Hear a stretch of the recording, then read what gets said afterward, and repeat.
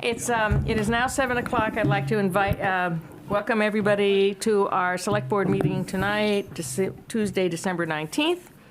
I will read the agenda. At 7 o'clock, we have community input. At 7:05, appointments and resignations. At 7:10, flag policy initial review, which means that we're not going to discuss it a lot. We're just going to see it for the first time. 7:20, native plant garden discussion. 7:30, public hearing, Comcast license renewal. At 8 p.m., nuisance dog order violation hearing. 8:50, road maintenance plan presentation. At 9:20, town administrator report. 9:30, review the minutes and warrants. At 9:40, cemetery deeds.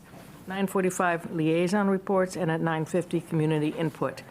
We do sometimes take things a little out of order. If we get ahead of ourselves, we might jump and do some fillers. And if we get behind, we may have to pause and then go forward to another item and then go back. All right. So beginning with community input. Is there anybody here for community input? John, I see your hand go up first. Would you please come up and introduce yourself? And speak into the microphone so that anybody online can hear you. Thank you. John Ballantyne, 268 Fisk Street. And I'm here just to comment on the article or the paragraph I read in the Mosquito about the design selection process for the fire station. As you know, I've been working on this, well, at least for 3 or 4 years, and had worked on the master plan, was on the design selection committee, as was Travis. And I gathered from, and this is a comment, and just maybe some clarification, that you've paused that process. Partly, and again, this is a Mosquito, so it could have been misreported, because there wasn't really a clear understanding of the budget constraints. And it was true in the RFQ, we're not explicit on the budget constraints, which I think we all have a pretty good understanding. It's under 10 million, or the cap is 10 million, and that was in the master plan. And I've worked through those numbers, and we've got a sense of what our debt capacity is over the next coming years for all the projects. And so I think that was one of the problems with the selection process. We got terrific proposals by very qualified architects, and I think hopefully we can keep this going, because this is a real priority. And maybe we've got a great design selection committee. Maybe we get back together, because we interviewed everybody and we deliberated then, and maybe in the process in selecting someone, because I gather there's some problems with that, maybe we just get together back as a committee and say, okay, what do we do? We've got some great people. Maybe we have another RFQ to say, how do you respond with more explicit caps? And as you know, with this, when we went through the school committee building, we went with that, and we had an explicit cap, and then we came back with that. And I think that's been one of the issues, that maybe we didn't give enough direction to the architects in coming up with a proposal, and so that we kind of was undefined. And I think we all have a pretty good sense of what our capacity is. And so that's just my comment, and maybe you'll deal with that in the town administrator report. But just I hope we can keep this process moving. There's a tremendous need, and it's important to do. And we've got a good committee together. We've identified some good architects, so I suspect we can probably come up with a solution that keeps us moving forward. Thank you, John. John, were you talking about the fire station or the police station? Fire station. Okay. Yeah, fire station. Just want to make sure. Yes, no, absolutely. That's already set. Yeah. Everything but how to pay for it. Yeah. Hi, I'm Debbie Bentley from Heald Road, and first of all, I'd like to thank the Select Board for volunteering for your positions and for putting up with me. I hope you have a lovely festive time with your family and friends. Secondly, I'd like to praise Julie Mercier for producing a phenomenal Green Communities report for this year, especially as the format was new this year, and it was much more onerous, and the town should be well set for the coming years for the next annual reports. Finally, as somebody I want to talk about the police station, just to clarify the point. As somebody who's procured buildings for more than 40 years and acted as both the client representative and the project architect, I'd like you to reconsider a few issues that were discussed at the last meeting. The first thing is the timeline. The next phase of the designing the police station is called a detailed design development, and that normally takes about 8 weeks.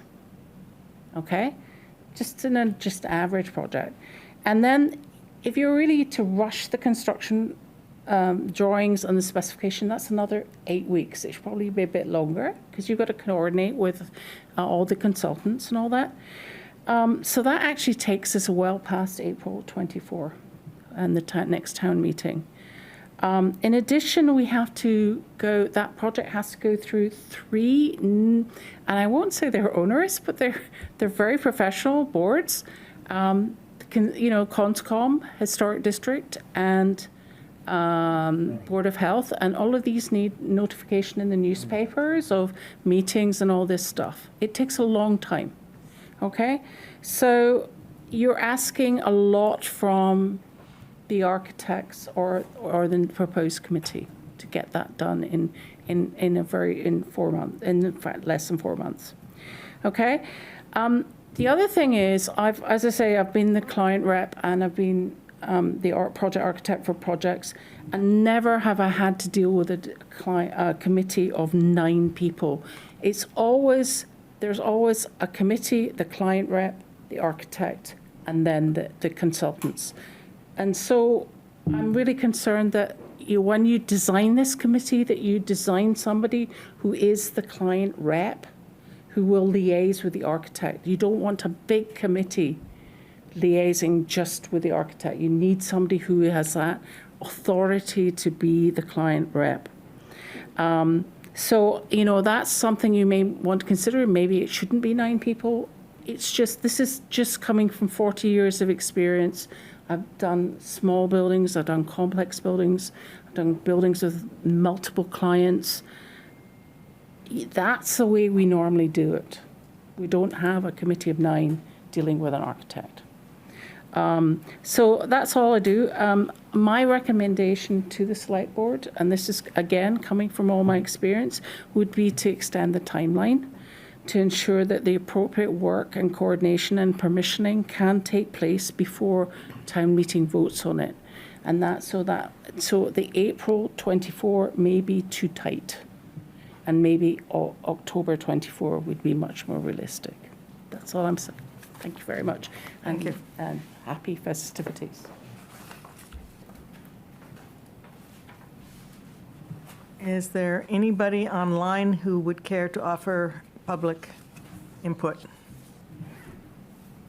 Are we seeing the whole list up here? Yeah, there's no one raising their hand. Nobody raising their hand. Great. Thank you very much. Thank you, John and Debbie. Okay, appointments and resignations. We have employee appointments to start. Do you want the motion first, or want to have Ryan speak, or? I have to get my, yeah, why don't you speak first, Ryan? Hi, good evening. So first, Sarah went through a pretty extensive vetting process. We had a tremendous amount of candidates for the Land Use and Sustainability Coordinator position. It was a very popular position. I think it's seen as a good entryway into sustainability, and also we scoped it in a way that will allow someone to gain a ton of experience in the town of Carlisle with all the things we have going on. So Sarah rose to the top as someone with some environmental experience, her enthusiasm for sustainability, and her explicit understanding that this is a shared position that will be primarily focused on public coordination of building projects and then sustainability second, with 2 different bosses. So we vetted out to make sure that she was the right person. She has a good amount of experience and a strong educational background, so we're very pleased to present her to you for appointment tonight. Great. Can I have that motion then, please? I move that the Select Board appoint Sarah Wasserman to the position of Land Use and Sustainability Coordinator, effective January 2nd, 2024, pending successful salary negotiations and required hiring administration. Second. Any questions, comments? All Who are those, the 2 bosses? John and Julie. Got it. couldn't have 2 better bosses. MSC, yeah. We're going to have Jays. 2 bosses. Good. Okay. All those in favor? Aye. Any opposed? That was unanimous. Then we have another motion. Do you want to speak to Tom, or should I make the motion? I'll start. So Tom is a name that you recognize from his work at the DPW, his long career here, good experience, and a lot of people know him from his time at the transfer station, manning that post and making sure it runs well. So he is retiring at the end of this month and couldn't get enough of Carlisle, so he wants to come back and drive for the COAHS, an important position for the town and one that they are requesting to fill immediately. So it's a nice fit, Tom and the COAHS van. Perfect. I move that the Select Board appoint Tom McConnon to the position of COAHS driver, effective January 2nd, 2024, pending successful salary negotiations and required hiring administration. Second. Further comments? All those in favor? Aye. Any opposed? That's unanimous. Move on to the community appointments. And I move that the Select Board appoint Courtney Bidelari of 203 Fisk Street as the Recreation Commission representative to the Community Preservation Committee, with a term to end June 30th, 2024, to align with her Recreation Commission term. is there a second? Second. Thank you. In this case, we all know that this is CPA. The individual boards nominate their members as a delegate to that committee. Okay. Any further comments? All those in favor? Aye. Any opposed? Unanimous. Okay. And there's no motion required for this, but we do want to thank Tom McConnon for his service, valuable service to the DPW on his retirement from that department. Ryan, how many years did you say that he worked here? I wouldn't know off the top of my head, but 1 year manning that transfer station and checking for stickers is enough to gain my respect. It was more than that, I assure you. That information was somewhere, I don't remember where. But I'll find it now. it's in one of these memos attached. Okay, thank you. So it looks like it's 8 years, from February 14th, 2015. Okay, 7:10, we were supposed to be doing flag policy initial review. And I want to thank Ryan for sending us all those individual policies from various towns and cities. Ryan, he did it under separate cover. Separate email? It's also in the packet. Not just the not the Flag policy? extensive. The flag policy, but not all the other things. Yeah. I guess I Right. missed. Oh, the other towns, sorry. Okay, so Ryan, you want to just walk us through this quickly? Sure. So this is a comprehensive topic, so I just wanted to introduce it to you with a briefing memo, and I did send you various policies from around the state. To say there are more than 100 different versions of a flag policy would not be misleading. The things that need to be decided are what flag poles are official. Your policy does a good job of this, listing those flag poles. We want to make sure that list is comprehensive.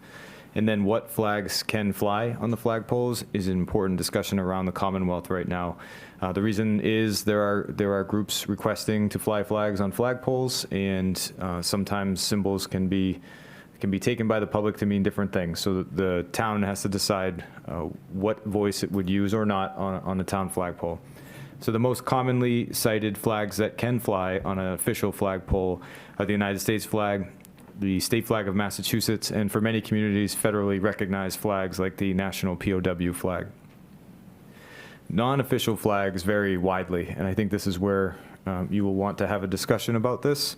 There are some towns that say no other flags besides those official flags will fly, and there's others that have more discerning policies that allow for other expressions. The town of Carlisle does occasionally fly ceremonial flags on flagpoles, so this is something that you should state publicly that is allowed or not and deliberate.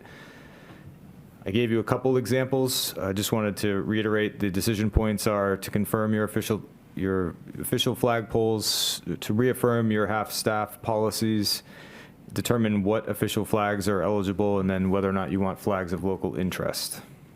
the next step, I think, would be to have a time set aside for a longer discussion about this at an upcoming select board meeting. Do we have a date on this municipal flag policy that this was an existing policy that we have? It's from at least the 2000s, based on the font. Okay. Well, yeah, okay. So there's that. And I do also want to say, I did ask to have the MMA. MMA is going to have a webinar about exactly this, and I thought it would be also interesting for us to, as many as us That's who early can. January? It's in early January, and again, it's always posted, so if you can't make it live, you can always, well, I'll send around the posting of the Yep. recording Yeah, I saw that. later. Your note, yeah. Okay. And the last thing I'll say about this, there was a request to fly a flag. The content of the flag request doesn't matter, but it would be a discussion point in the community. And you can expect other organizations to do the same. So there was a flurry of activity all across Massachusetts as this particular group and others are blasting out requests to do this. So I believe this is a nationally motivated discussion. Also heard some discussions about this happening in New Hampshire as well. So what speech is represented on a town flagpole is going to be a talking point nationally, probably in the coming year. So we get to do that too. Let me ask you a question. So the only flag, the non, official flag that I'm personally been experienced is annual Indian American Day, but they bring their own pole, right? No. No. Don't they bring a little pole No, and they do not. Oh, okay. I thought they did. You No, sure? They flew it on our pole. Okay. So, but there's our current policy is prescriptive on half-staff and which flagpoles, and it's totally silent on flags, right? So, And most are. and like, what has been our procedure? They came and asked, but as I recall, they came and asked, can we fly it? And we said yes, Right. and we And flew it, right? For a And it's brief not period of time. Yes, and it's not, it is the flag of a national government, of another government. Right, but it's At least not it's a in the government. list that- It's not yeah. an organization or, Yeah, but it could have been the Indian American flag. They could have said, I want to fly the Right. team flag of the Indian American Association. yeah. We might have said yes anyway, right? I mean, but Might have, it's yeah. completely ad hoc, is my point, I guess. Yes, at and I the think we moment. need to, Okay, It's a great Got it. policy question It for is. us. right, okay. it's going to take some while to figure it out. So how do we want to move forward then? Well, I have a quick Go ahead. question. Ryan, you did ask about flagpoles. Can you just call out what flagpoles are considered, or maybe they're not even considered government flagpoles at this point, but you were asking flag. us to, town flagpoles? So currently in your policy, it's town hall, the police and fire stations, the library, the DPW, the schools, and the town common. And do the schools have their own policy, or would we fall under that policy? It's a good question. okay, so we need to get that Right. little bit of information as well So, I mean, they're all town, but I believe the school committee would have jurisdiction on the school. over that flagpole. Yeah. And do we have a town flag? Not official, no. But don't we have doesn't the Ratcliffe family, isn't he the one who comes across and raises the American flag on the? Yes. Isn't that a specific town flag that he takes care of? It's an It's American States. flag that's the town, yeah. Oh, you're saying we I don't mean have the a town of Carlisle Carlisle. town flag? Seal of- Sorry, with I a seal. misunderstood. That- Sorry. Like that on a I flag. didn't know if right. we'd ever flown that. Yeah. Gotcha. No, actually, Barbara Lewis was trying to make one, because we also do not have a flag. I think the only, one of the very few towns that do not have a flag in the State House, and she was trying to create one. I don't know what Really? All happened. the towns have flags in the state? Yes. So, and I don't know what the disposition of that project is before she passed. So this will be on a future agenda? Yes. So we If you should, look at, So- I was just saying, the Trying to get- decision points on here, it's listed, where is it? On page 2 of Ryan's memo. But the one sort of thing I took out of it is that we ought to, in the short run, till we have a policy, suspend approving any considering any requests That's for what you flying a recommend, flag. Is that correct? I think that's the safest thing to do until Yeah. you decide what you will or will not fly. And I agree with that. Right. So you do cite essentially three things, right? So, well, maybe four things. So the flagpoles and the half-staff are already pretty prescriptive. Maybe we change it, but there's already something. The official flags that are eligible, again, I mean, I was looking at some of the policies, and as you mentioned, governments recognized by the United States could be, we can expand the list from the list you have. There seem to be some pretty good precedent policies that you called. So I think the biggest one for us to consider is the non-official ones. Right. And how is that different? Because we've already been wrestling with this in terms of banners in the, in the Rotary, right? Advertisements, commercial sandwich interest, boards or- yeah. events. I mean, we've already kind of started at that same kind of issue. So that's. David, have you already assumed, though, you said official flags, like you were thinking the U.S. flag, but other governments? No, I'm not here to do the policy discussion. I'm just saying from Ryan's list Okay. of four things. Number one is which polls are official. Yeah. So there's a list. We can tweak it, but there's already a list. Yeah. Two is a half-staff policy, which again is fairly prescriptive, and we may change it, but it's there. Three is which flags are official flags that get to fly. We raised the question, that's a pun. We raised the question of the Indian flag, which we allowed, and in some policies that Ryan sent, they actually acknowledged what Kate said, that you could make an official policy that governments recognized by the United States, or the official flag of that government is an official flag. I'm not saying we should do that. I'm just saying there's precedent for all that. The murky water, which is what we really, I believe, should spend time thinking about, is the kind of free speech flag. Flags of local interest. Yeah, I mean, we wouldn't allow a swastika, presumably, but would we allow an event, a proclamation of an event versus, Right. I'm just saying, that's the kind of thing I think we should. I just want to back up, though, because on the flags of other nations, I mean, I think there's precedent, and we certainly support other nations, but right now, we're at a time when even those flags can be controversial. Oh, yeah. So I think, we need to think about that policy as well. Absolutely, right. So, Kate, do you recommend that we go to the webinar first before we take it I up think again? we should, it's probably- I think we should go to the webinar. Yeah, right. Okay. And That's early January. When is that? yeah, I think it's the first week of January, isn't it? It was in your email. It's in early January, so probably not in time for the first meeting, but definitely the second. So at this meeting, tonight's meeting, do we want to agree to suspend consideration of any requests to fly flags until we have developed a policy? I think that's a good idea, and I think we should do that in the form of a motion and a vote so that it's official.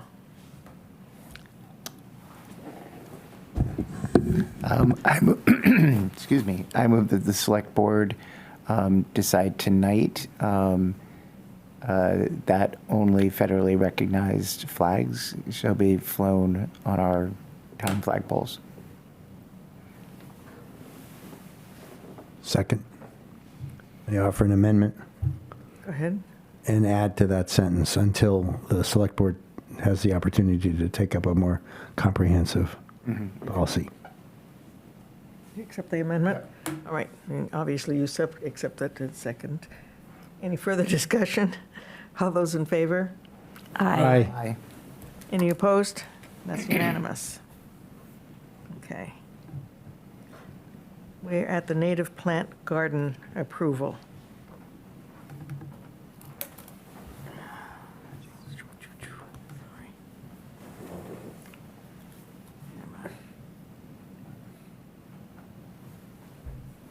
I can't get back to my.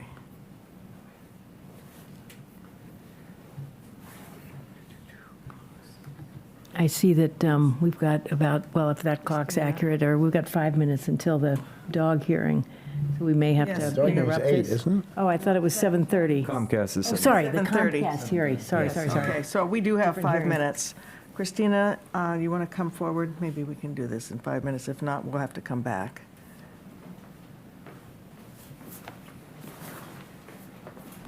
Did you get a copy of the letter from the Garden Club?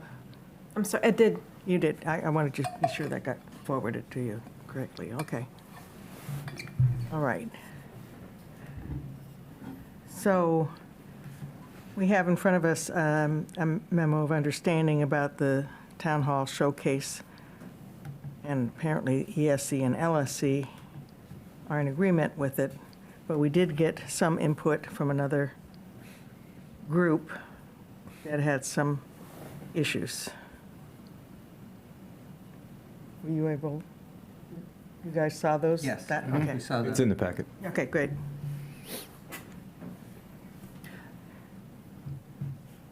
If there was a letter sent to the select board, we did not receive that. I received a It was an private email. I It was an email I received. sent to me, I did and I, not receive that. What did she, It I says- received an email from a garden club member. oh, yeah, that one. I yeah, have yeah, not right. received any email that was emailed to you. We got one from the president of the Who- this is- Yeah, I did not receive that. Did you? state did, and she forwarded it. I forwarded it. You didn't get that forwarded from me? Not only that, but raising I think we need to postpone this. Right, right. plantings and a lot of concern. All right, so, Barney, you have something to What- say?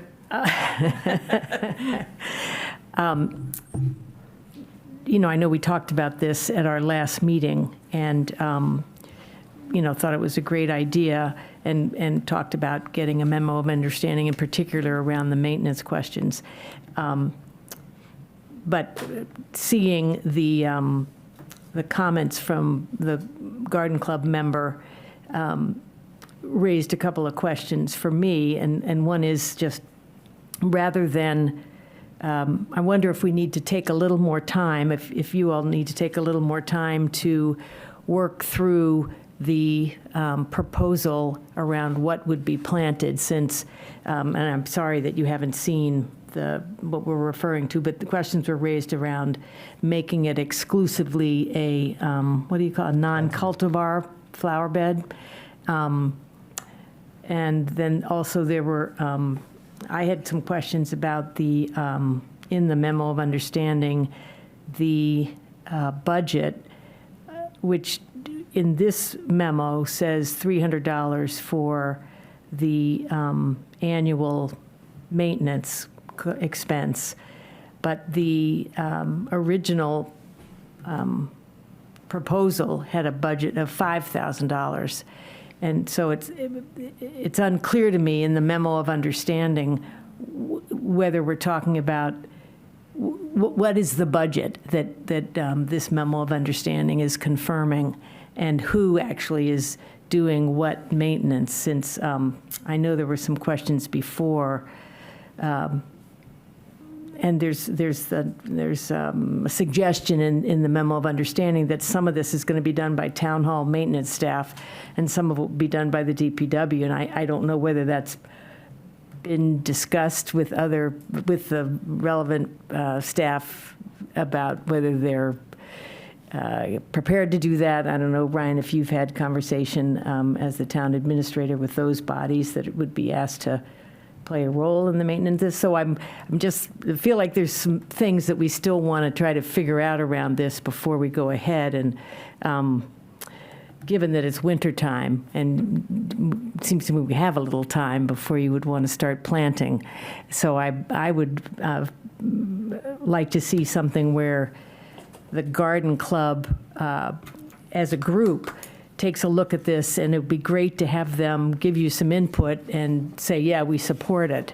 So those are Can we my respond comments. to Yeah. that? Because we have received, I think, the general gist of what was, I'm presuming, the general gist of what was in the email that was sent to you. So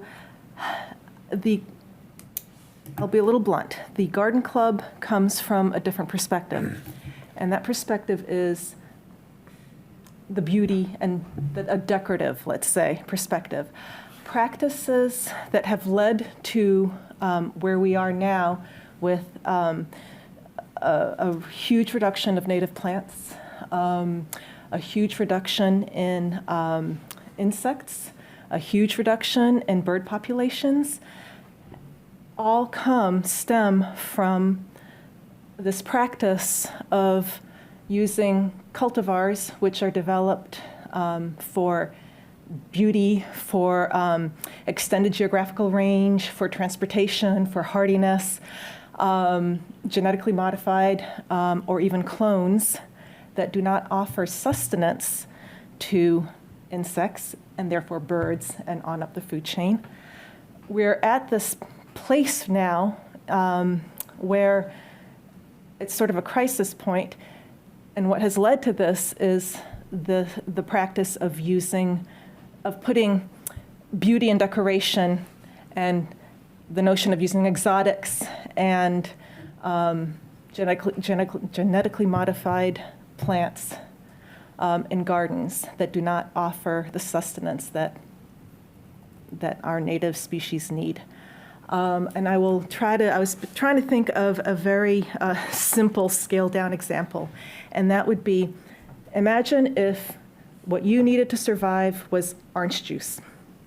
And so you have evolved over time and you need orange juice to survive. Yet the practices in gardens, most gardens, is to put beautiful looking water with food coloring in.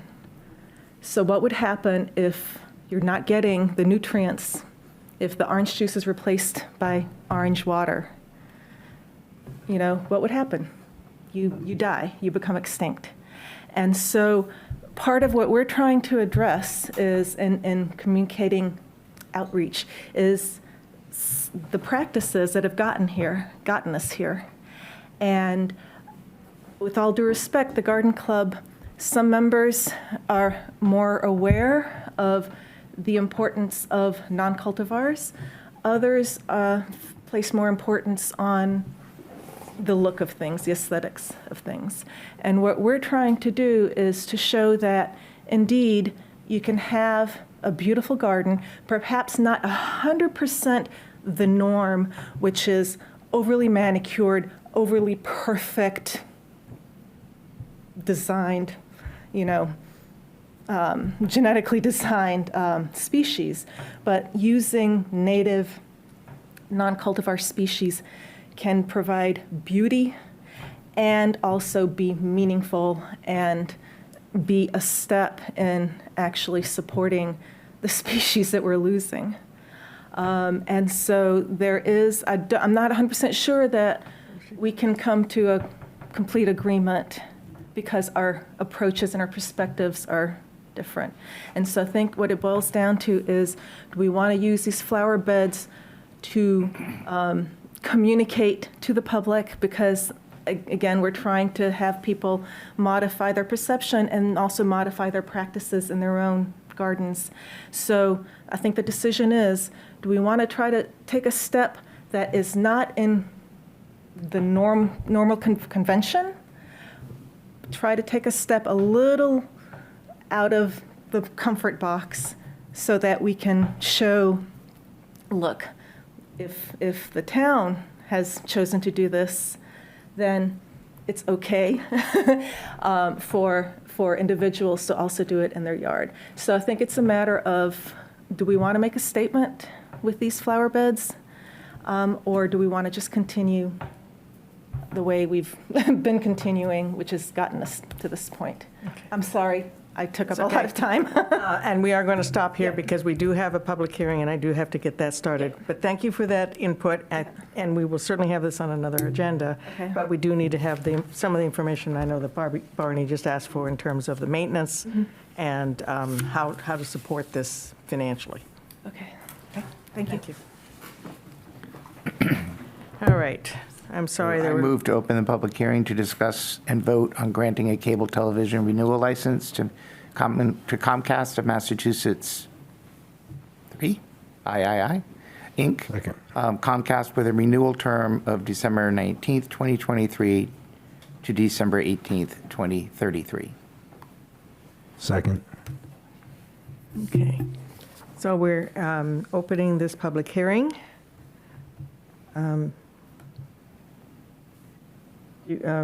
Somebody going to give us a little presentation on where we at with our, there Do it we have to is. vote to open it? We Oh, just sorry. put a motion on the table and That was that seconded, seconded. right? Sorry, let's Okay. vote. All those in favor of opening the meeting? Aye. Great. That was unanimous. All right, great. So I can provide as much of a summary as you want. And also cognizant that people here might want to speak. So on behalf of Nathan, who is on the negotiation team, and Ryan, our attorney, who is on Zoom right now to answer any questions or discuss, would like to offer the following summary of our negotiation items with this new contract with Comcast. So some of the major pieces of this that were discussed and are now part of the deal in front of you is a build-out change from 30 homes per mile to 15 homes per mile, which will allow for more homes to be captured by this Comcast agreement. Some of the sticking points there were the distances between homes and the length of driveways in town. So we believe that this is a significant step, but there's more room to go, of course.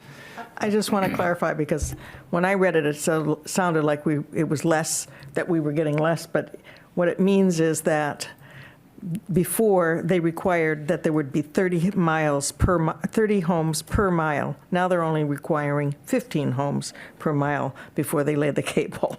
So that less dense. confused. That's good, Less though, right? dense. Yes, it's very good. much better for us, but Right. when I read it, it didn't look, I thought it was 60 and 30. This is huge.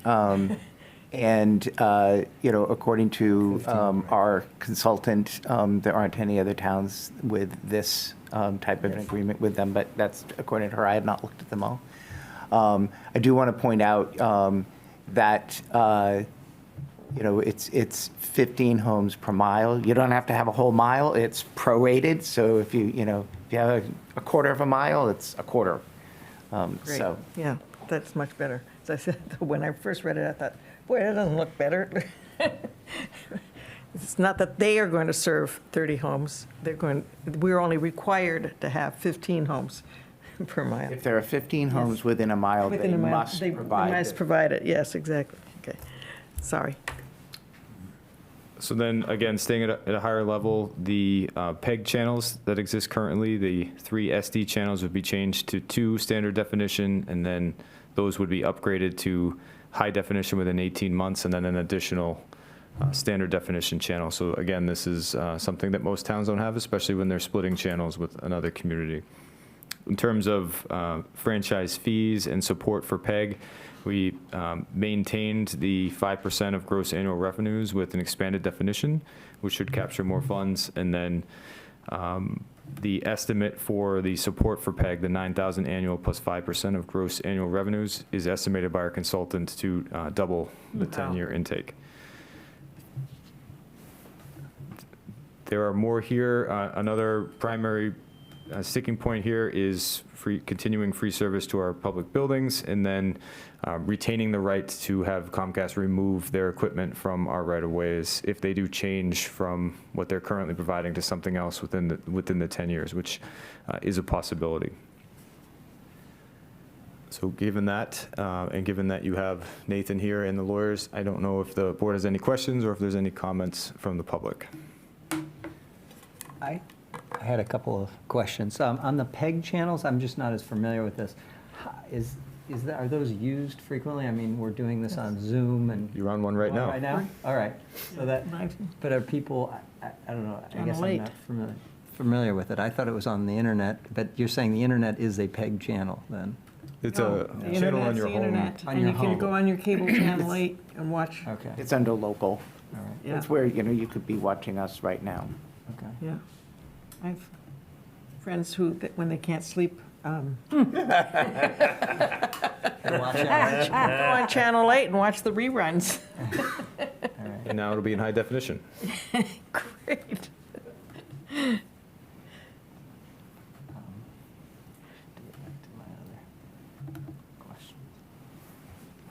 I think this looks like you've done a great job Yes. in Yeah. getting I'd like some to real thank her. improvements in the service to the town. Yeah.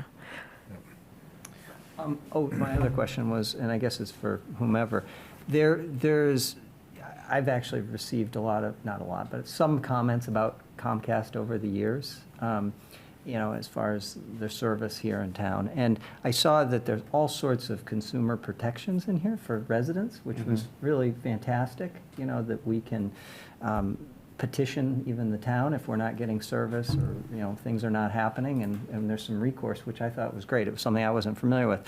But there's also, in a section, you can request the number of complaints the town can to kind of assess that annually. Who's responsible for doing that, and have we ever done that? Like, to look at... I'm not aware of us ever requesting the list of their complaints. Okay. I just thought that Yeah. was interesting, is that maybe, if you send them once a year, it says you can do it annually in section 13.5, we could learn how well they're doing. We've never kept track of that. But I don't know if that's Yeah. important to anyone, but... No, I think that would be good, actually. I'm not sure, we may have seen that list at the very beginning of this process. I think we did incorporate it into this process, but I'm not aware of, like, the select board saying, hey, let's see. Okay. Yeah. I do want to point out that this is non-exclusive. So we're not saying Comcast is the provider. If another company wanted to come in and put fiber on our poles, this is, we would be open to discussing with them. This is a non-exclusive contract. Concord, possibly. I guess the other thing I want to point out in here, because it's not on this, that there's this definition of a standard installation, and that remains at 250 feet. So if your driveway is really very, very long, this isn't going to fix that. We were unable to change this definition. Okay. But you could choose to pay more if your driveway's longer and get Yes, the you could service, choose to right? have- yes. Yeah, yeah. Would they do the first 250 for free and then you pay for the extra? Is that, how does that work if you have Well, a... that's an interesting question that we talked about with them, as far as, we talked about, well, what if we were to do some build-outs? We decided not to go down that path very far, but, what they showed us was a build-out all the way to the house, and of course, that, we shouldn't have to pay for that. Or the landowner shouldn't have to pay for that. They should, if it's within 250 feet of wherever it is that they're running it along the road, Comcast should take it from there. Yeah. We brought that up to them. They were like, well, yeah, we would have to go back and redo this quote to do that. But we decided not to go too far down the path of, well, what if we were to insist that you build it out now? Okay.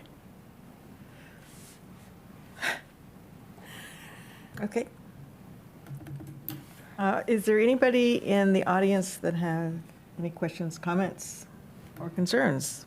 This is being the hearing. Anybody online?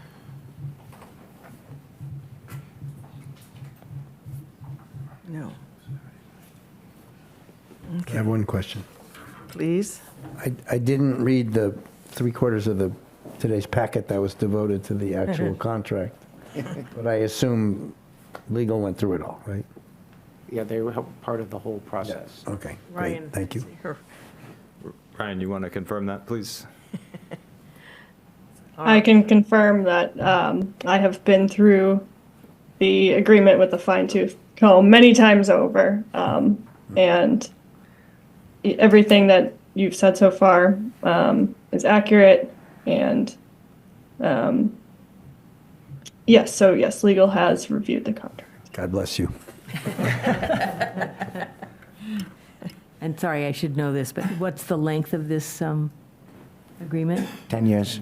10 years, okay. So the previous ones are shorter, right? Because we've done this. Yeah, it was 10 years. 10 years. We're 3 years past due. I thought we did this once before. Maybe we No. just talked about it. You delayed to this moment. Yes, I think 3 years ago. 3 years Bill ago. Tice was the last person to negotiate this. Yeah. And when you first came on the board, which is almost 3 years ago, is when it came up for renewal.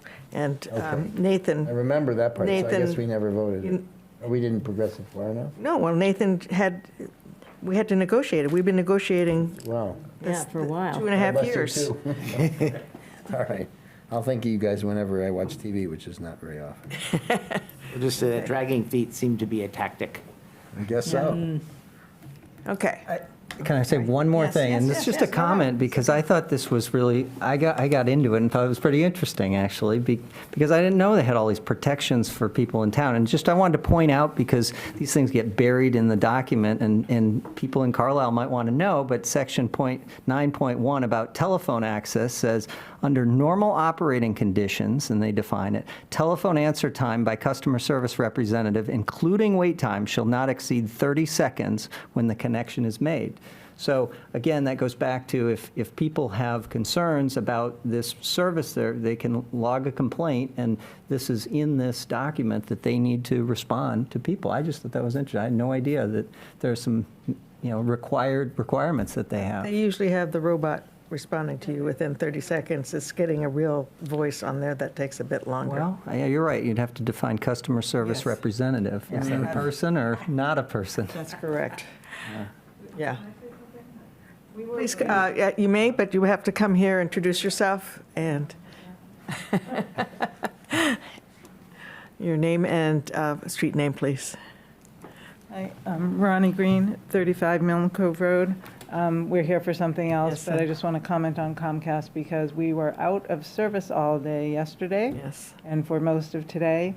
And we tried calling several times. We were not allowed to speak to an agent.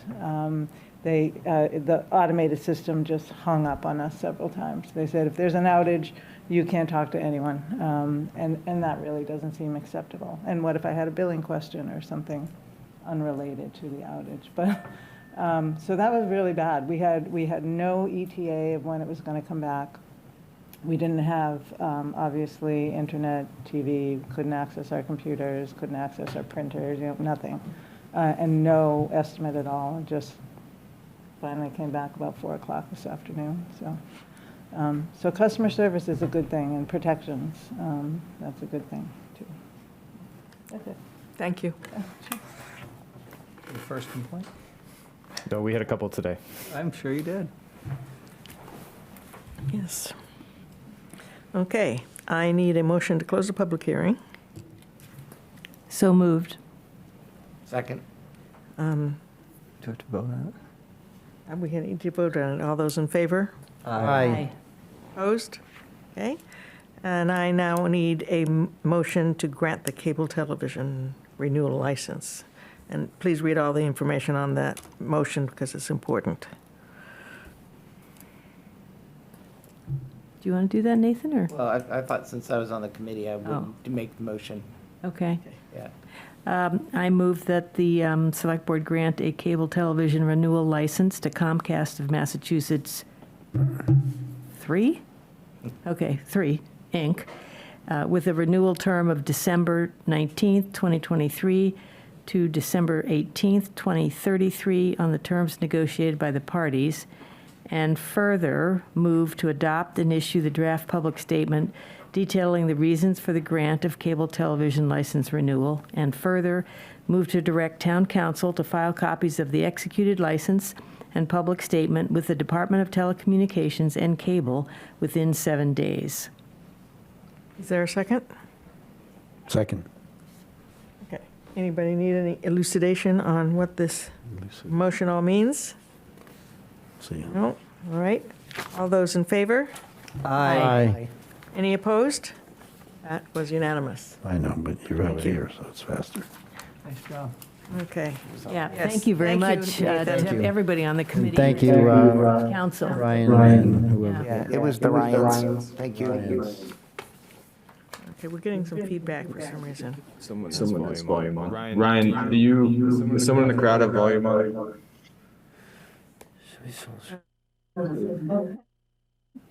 That's me. It's you. Just kidding. All right, I would like to move Quickly, up. quickly, Madam Chair. Ryan, do we have to read the public statement? You can decide, it's in the meeting packet. So no, you don't have to read it. But it would be a good idea to keep that posted, possibly on your website or at town hall. Do we need to vote it To post the public statement? to accept and post We just did. the license? I'm talking about the public statement, or is that connected? You did it, you did just vote to accept just- the this is the- public Just statement. voted to do that. In this motion? Yeah. Yeah, the We had second to from the adopt and bottom. issue the draft public statement detailing the reasons for the grant. So we just voted that, Ryan. All right, excellent. I just didn't want to do it again. Thank you. Okay. All right.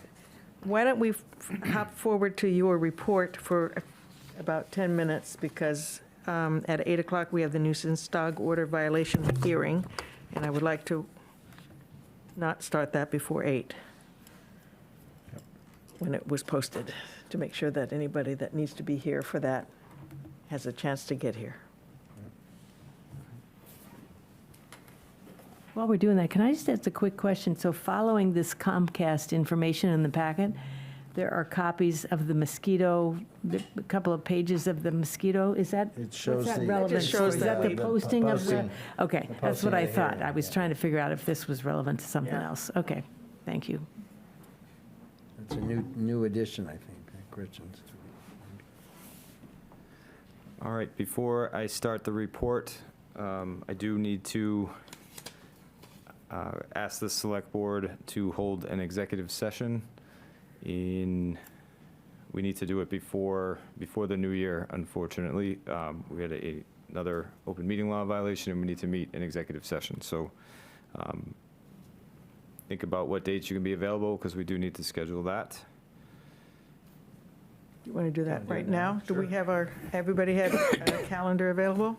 Sure. Yep. So today is the 19th. What are my grandkids going to say about this one? It's going to be in the morning, they're going to be asleep. The older ones, for sure. Yeah. Is it Okay. by Zoom, Ryan? Zoom, yep. So Oh, Zoom, how about, Are you thinking of first thing in the morning or midday? We did lunchtime, I think, for the last one. It's fine. well, What if- When? Nathan tends to have the most strained, Not if it's on Zoom. oh, okay. Well, I just want to be. Yep, Well, thank you. It has to be 40, no earlier than 48 hours from now, right? Yes, so we cannot do it like Thursday, for It instance. would have to be Friday then, right? It'd have Is to that be correct? Friday, oh, shoot. Because it's not going to be Monday.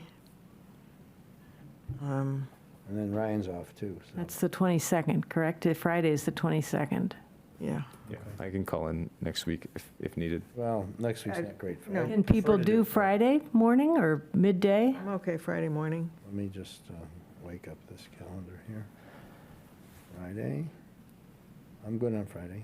Yeah, I'm good on Friday morning. Be preferable. Nathan? I you? can do Friday morning. Okay, how early do we want to do it? If it's Zoom, Luckily, I it's Zoom, so I can do it in my Put a pajamas. shirt so and I don't PJs. care. Right, Shirt on top, PJs on the bottom. right. I don't care. If it's Zoom, it doesn't matter to me. 8:30 or 8 a.m.? I mean, what, What time do you prefer? yeah, 9 would allow me to drop my kids off. Yeah, Okay. 8:30, you'll just have to deal Done. with them. 9 a.m. o'clock. So Let's I'm do gonna that. put it in. You're going to send the Plus. Zoom link around, yep. December 22nd, right? yeah. At 9. Gives me And 9 a.m. Okay. How long do you expect for that? I'm always wrong. Pardon? I said I'm always wrong on this. 15 to 30 minutes. All right, we'll go Okay. for So 30. with this group, it'd be an hour. Yeah. And you'll send us some background or something beforehand? We have the background. I think you just need the It's the link. same meeting we had last time. Oh, okay. There's a packet. Okay. There's information. All right, thanks. Okay. Okay, some town events and town hall news. We were able to gather our department heads and town hall staff last Thursday. Appreciate the select board support for that. It was nice to meet some of our new employees in a non-office setting, and then I was able to thank all of our department heads and town hall employees for their work through the year and let them know that I appreciated them. Town Hall will be closed Monday, December 25th, and Monday, January 1st, 2024, for the Christmas and New Year's holidays, just letting everyone know that. The lactation room, which will be the closest fishbowl room to us right now, the curtains are ordered and ready for installation. The only piece left to ensure federal compliance is adding a lock system, so we're working on that. And then the primary purpose for that room will be for mothers who need a room and need privacy per federal law. So one thing that, not that we would have put someone in here, but Town Hall does not have any private rooms that would work besides these, so I'm glad we made them. And you can't use a bathroom by federal law, nor should you. But we did consider all of this. You didn't want to use the vault, I guess, huh? No. I guess that would have worked. We are working through our employee computer upgrades, so DriveTech is systematically replacing employee workstations. As we bring new employees, we're taking advantage of upgrading their systems or moving them around. So we'll expect to complete this process by the end of FY26 and give us a couple-year break on that capital request. That's all budgeted through town meeting vote last year. Also, each computer and workstation is compatible for remote work in case we ever have to do that again, and they will be tied into all of the conference rooms so that presentations can be done by all town staff and be more mobile and nimble. Met with and started to schedule further conversations with the land use departments about records management, digitizing records, and completing the second floor office space renovation. So hoping to have some news on that, or if we can't come to some agreement, returning the ARPA funds that were scheduled for this to go to a project that is more shovel ready. So should know in the next month if we're going to be able to pull that off. You learned about Sarah today. We're excited to present her to you and Tom. We are currently interviewing candidates for a police officer position, although we should have a name for you. This is to replace Denise, if you remember from last week. We are taking resumes for a DPW heavy equipment operator and driver laborer, and then also the vacant municipal assistant position that supports the MFC, CPC, and CHC. For a budget update, I sent all of the budget documents to you and the Finance Committee for a review. They've scheduled their meetings, their marathon meetings, for January 22nd and January 24th. Preparing departments to present their changes and their requests to the Finance Committee for that important vetting session, and then the budget will come back to you after the FinCom has scrubbed and looked at it. CPC also published their schedule this week, so you should, if there are going to be any CPA requests, see those coming in the next month. Town clerk has sent out a couple notices asking the select board to finalize the annual town meeting date.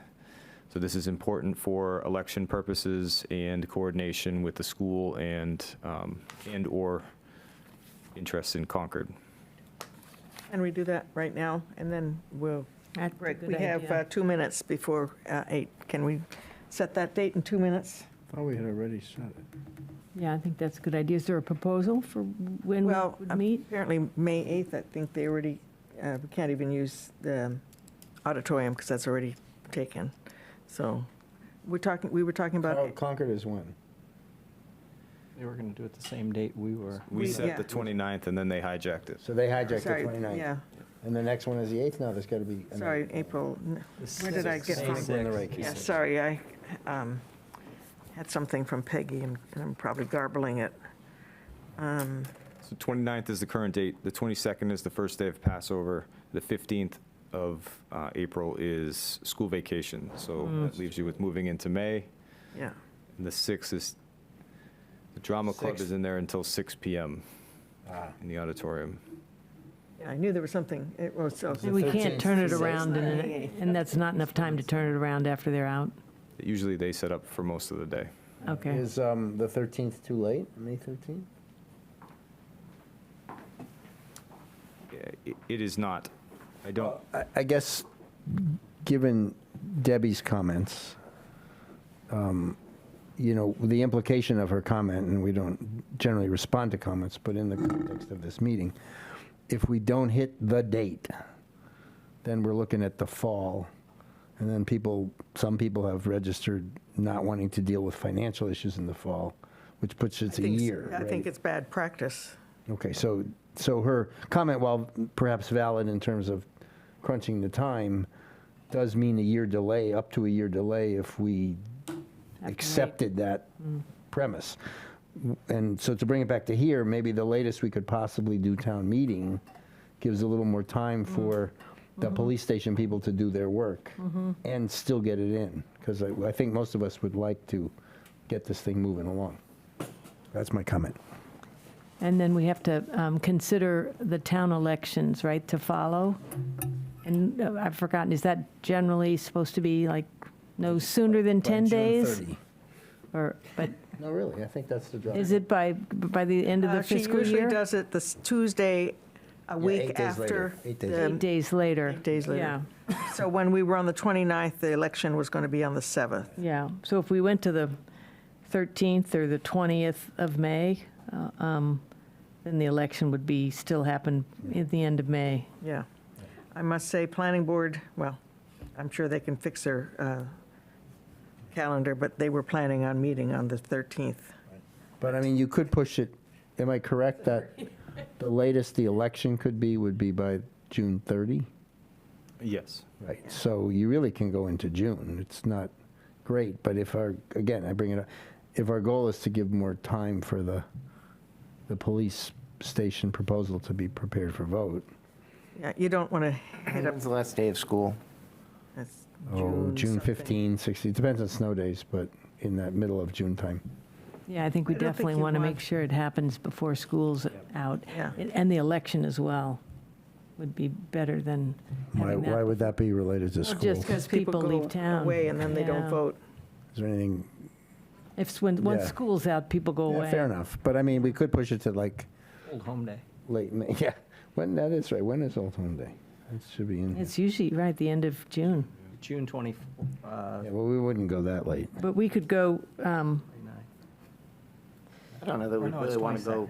further than May 20th. Yeah, that's fine. or, wait, let's see, when is the? 27th Memorial, so you wouldn't do that. Right. So it's May 20th or June maybe June 3rd. 3rd would be the latest, probably.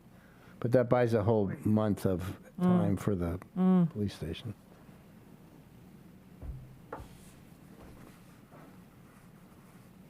We don't have to decide tonight, right? Well, no, we I would should decide. propose the We got to 13th nail or this the- down. I would propose the 13th or the 20th of May. Okay. Do we also need to check availability of the auditorium? We do, but yes, we do. So if the 13th or 20th works, I can vet both days with the town clerk and the school, see which one works. Okay. Yeah. And we want the later of the two. I mean, is there? That's let me what I ask. would- yeah. And let me ask this as a question: do we want the latter of the two possible? I mean, do we want to do it later rather than earlier? I would I think so. support that for the Okay. reasons that David was articulating, if you're okay with that, Nathan. Now that weren't able to jump out ahead of Right. Concord, there's no rush. In fact, quite the opposite. Yeah. We don't want to rush. So I do just think that we kind of lose attention once June comes around, so. Yeah, that- no, I agree. I think it should be, I agree that it should be in May and as late as, and it can't be Memorial Day, so that's Yeah, the so the 20th. 20th. that puts it at the 20th if that's 20th, practical. Ideally, If and it's free. 13th if that's Yeah. not possible. Great. Okay. All right. It's now 8:03. I'd like to open the nuisance dog order violation hearing. I have some things to read, and I have to get them up on my screen. Excuse me for a second.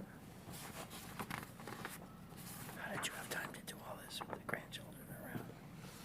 It's difficult. So this is a hearing of the Select Board held pursuant to General Laws, Chapter 140, Section 157, Paragraph 157, and Section 14.6.5.1 of the General Bylaws for the purpose of determining whether the owners of dogs named Apollo and Athena of 40 Laurelwood Drive, Carlisle, Mass. 01741, are in violation of the hearing authority's nuisance dog order of April 5th, 2022, and to determine the appropriate remedial action to be taken. So there's no particular process for this hearing, because unlike the original complaint, it's not necessary to swear in the complainants or other witnesses, but I do feel that we want to hear from the complainants who I see are in the room, and from the owners if they are as well. Thank you. So let us, I have to begin. So I'm going to ask, where did my thing go? Sorry, my cheating. Do we have to open a public I hearing? just opened, well, That no, is the opening? it's really, It doesn't mean. it's a hearing and not a hearing all at the same time. Okay, it's not necessary for it to be formal, but we are having a hearing. Okay. So I'd like to invite the complainants to come forward first and tell us what's going on, and then we will go from there.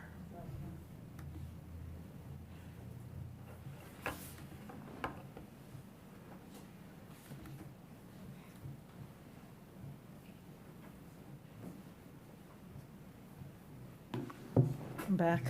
Would you please introduce yourself? Yes, you have to introduce yourself again. Ronnie Green again, 35 Milne Cove Road. Ronnie, would you mind moving the mic so it's more directly in front of your face, just because it's hard for people online to hear? Sure. Thanks. Is that better? Say something, I don't know. So I don't really know what to say here, except that the order, as was already mentioned, was from April of 2022. And as far as we can tell, other than the last couple weeks, which have been relatively quiet, there have been no changes made with respect to the dogs barking, training, anything like that. They have been kept inside a little bit more often, but the barking is constant and can be from 7 in the morning till 2 o'clock in the morning without a break. And like I said, it doesn't, other than the last few weeks, it does not appear that any steps were taken at all to address the problem since April of 2022. And I do, just so people understand what we're dealing with, I do have some voice recordings that I think it's important to hear. And this is what it sounds like from our house with the doors and windows closed. We can't hear our TV when it's on, when the dogs are barking, with our doors and windows closed, and I think that's just crazy. So I'm just, if you do not mind.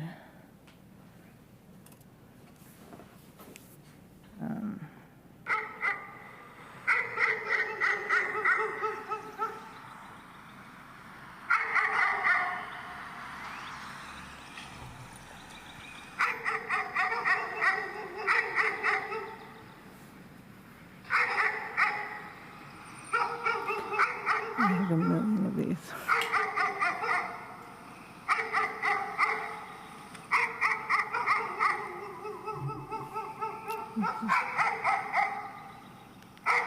Does everyone get the idea?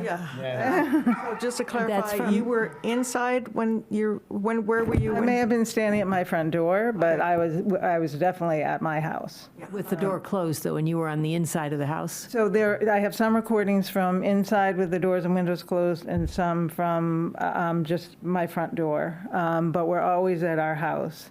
And when the dogs are barking like that, like I said, we can't even hear our TV. And it just is, as you can hear, it's incessant. I have literally hundreds of those recordings. So, and Gene can attest to the fact he's been out there several times and witnessed the dogs barking. And when we had the original hearing in April, there were several neighbors that were here that also spoke to the constant nature of the intrusion.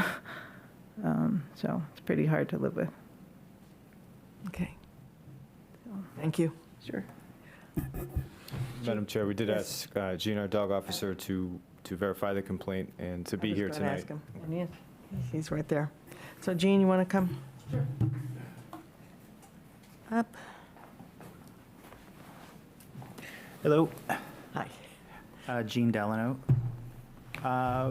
So I made the board aware of the first time I was made aware of this problem, ongoing problem, was this year when I received a call from dispatch about a barking dog complaint. I had not been informed of an ongoing problem, either from dispatch or anyone else at that up to that point. But I did verify with the supervisor of the dispatch personnel that there had been at least 2 other known responses to the residents, meaning a call came in, meaning a call came into dispatch to complain. One was in September of this year. One was the October 31st incident, when I became involved again. And then again on November 10th, I was called, I responded to a report from the complainants of an ongoing barking situation, and I went to the house again. And I didn't park in front of the house. I parked down the street. And I have to say, the dogs were inside this time. They've been outside before. One of them happens to bark very loudly. It's a big, robust bark. But they were inside this time, and they barked for quite a while. And this was in November. The windows were closed. So I just want to note that I can verify that this did happen. I had a police officer respond at the time. They had already been to the house and evidently spoke to the owners at some point in September, I believe, the September 17th call. So I also made a call to the known mobile phone for one of the owners and left a message for a return call in November, and I never received a return call. You have not? I have not. I received a return call last year.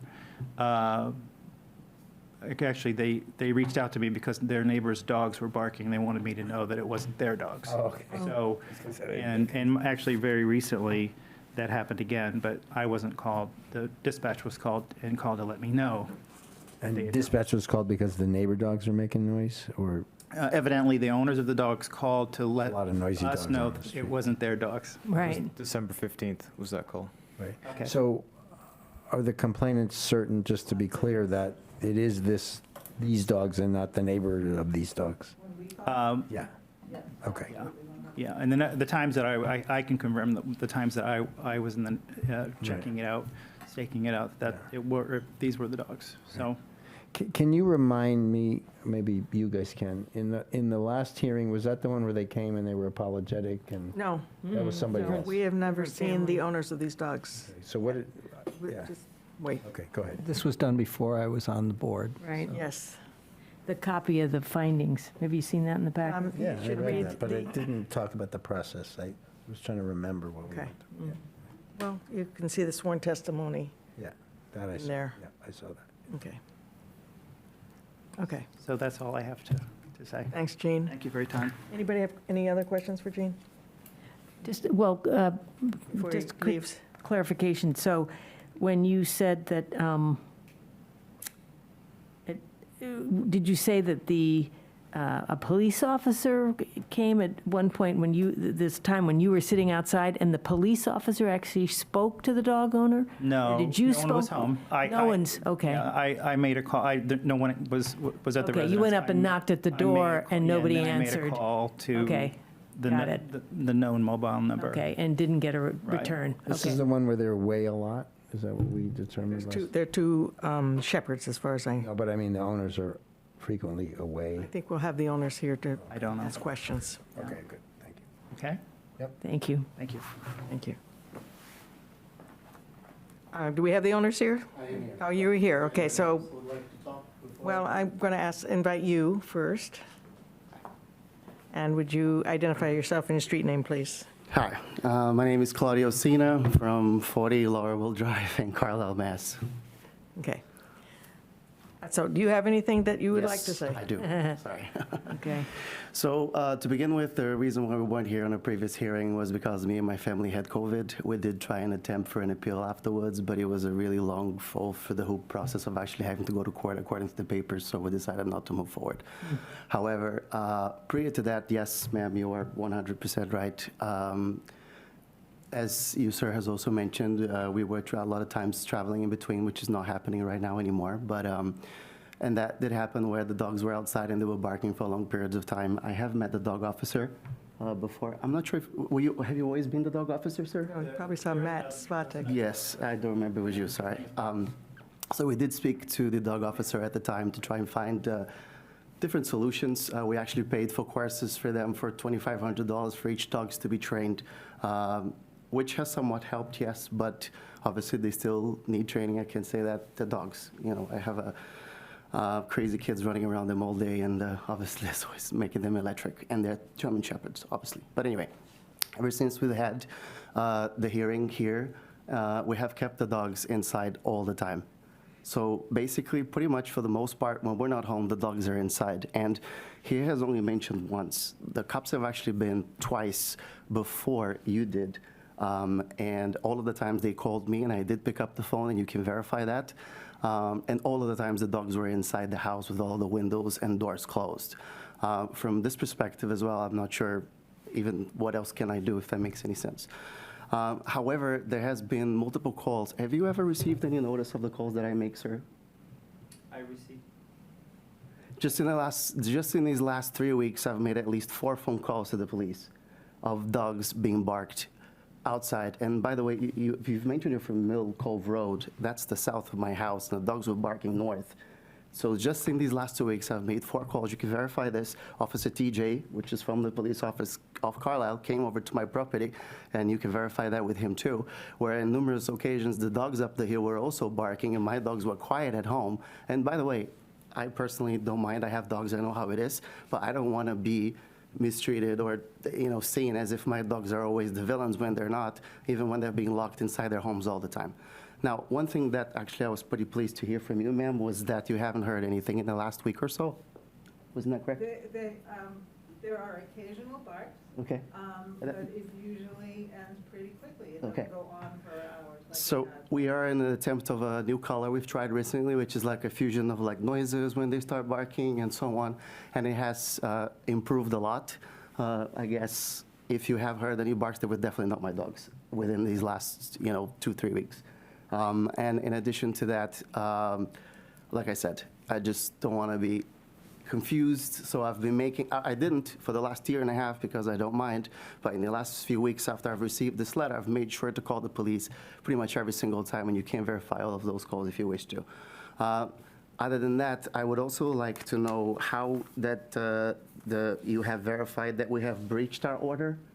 I didn't understand how exactly we breached our order. I can explain that. Okay. Because your orders say the dog shall not be permitted to go outside unattended. Okay. The dog owners shall take all necessary remedial action to prevent excessive barking while the dogs are both inside and outside their home. Correct. And the dog shall be treated humanely at all times. So if they're still barking while they're inside their home, that is a violation of the order. That second point. So Second part of the order. along with restraining the dogs inside my house, not allowing them to go out, doing everything I can to make sure they don't bark, what else would you suggest? Well, And they're not barking excessively. I have cameras inside my house. I can put one if you like, so that every time you have a complaint, I can bring a recording over. Excessive barking, you're saying. barking for- Sir, rather than being defensive, let's think about root cause.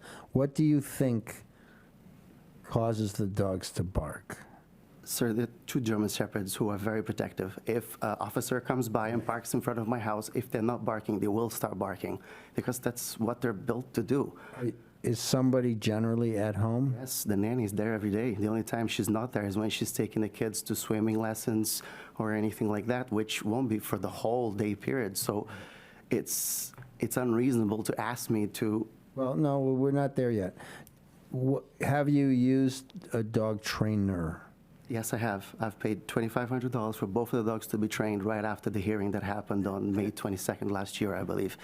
However, as I've mentioned to you, sir, after this letter, what I did was try another color again, because we have tried multiple of them before. Right. It did not work. This one, however, seems to be even more effective than one as I've ever used before in an attempt to make this even quieter, because trust me, this is very frustrating for us too. Every time I get a letter like this, my dog barks outside, I get palpitations, because now I have to go crazy around. And every time I'm home, I'm running outside or whatever. And again, I have a 2- and a 4-year-old. If my kid is in the back playing with the dogs, and they hear someone in the front, first thing they're gonna do is run to the front. Now, all I can do is run from upstairs to the front of the house to open the door and tell them to go back in, rather than having the nanny run all around the house through the front porch or whatever so that he can get to her first. So again, a 2-, a 4-year-old, the nanny's there all the time, and we're attempting to do the best we can, but it is I the would best we say, as a dog owner and a graduate of what is usually owner training, not really only pet training, shepherds are herding animals. They have the herding instinct, but it is trainable to desensitize them, if that's the right word, so that they're not so overly protective about non-threatening events, which is mostly what we're talking about. So a burglar comes in, sure, they should bark, but somebody walks by, a kid or whatever, they shouldn't bark. I'm not here to prescribe that, but I can tell you from personal experience. And by the way, one of your neighbors who has a German Shepherd was trained by this particular trainer, and that problem went away. He did recommend me. What? I think I've met him in the street, and he recommended me once. Yes, He said, okay. I have this That trainer, guy and he did it, and he did it for our dogs too. So I would not take I'm not here to, promote that particular individual, but I would not take the attitude that there's not more that one can do. But let me ask you a question. The hearing happened on May 22nd last year, right? Ever since, I have not heard one thing. The last phone calls... We're here today. Not to me. The last phone calls I had from the police that they came over even to my house. This gentleman called you 2 weeks ago, and I don't think you 2 called weeks him back. ago. And All I'm saying is, we're here today. We're here today with the facts of today. Let me ask you a slightly different question.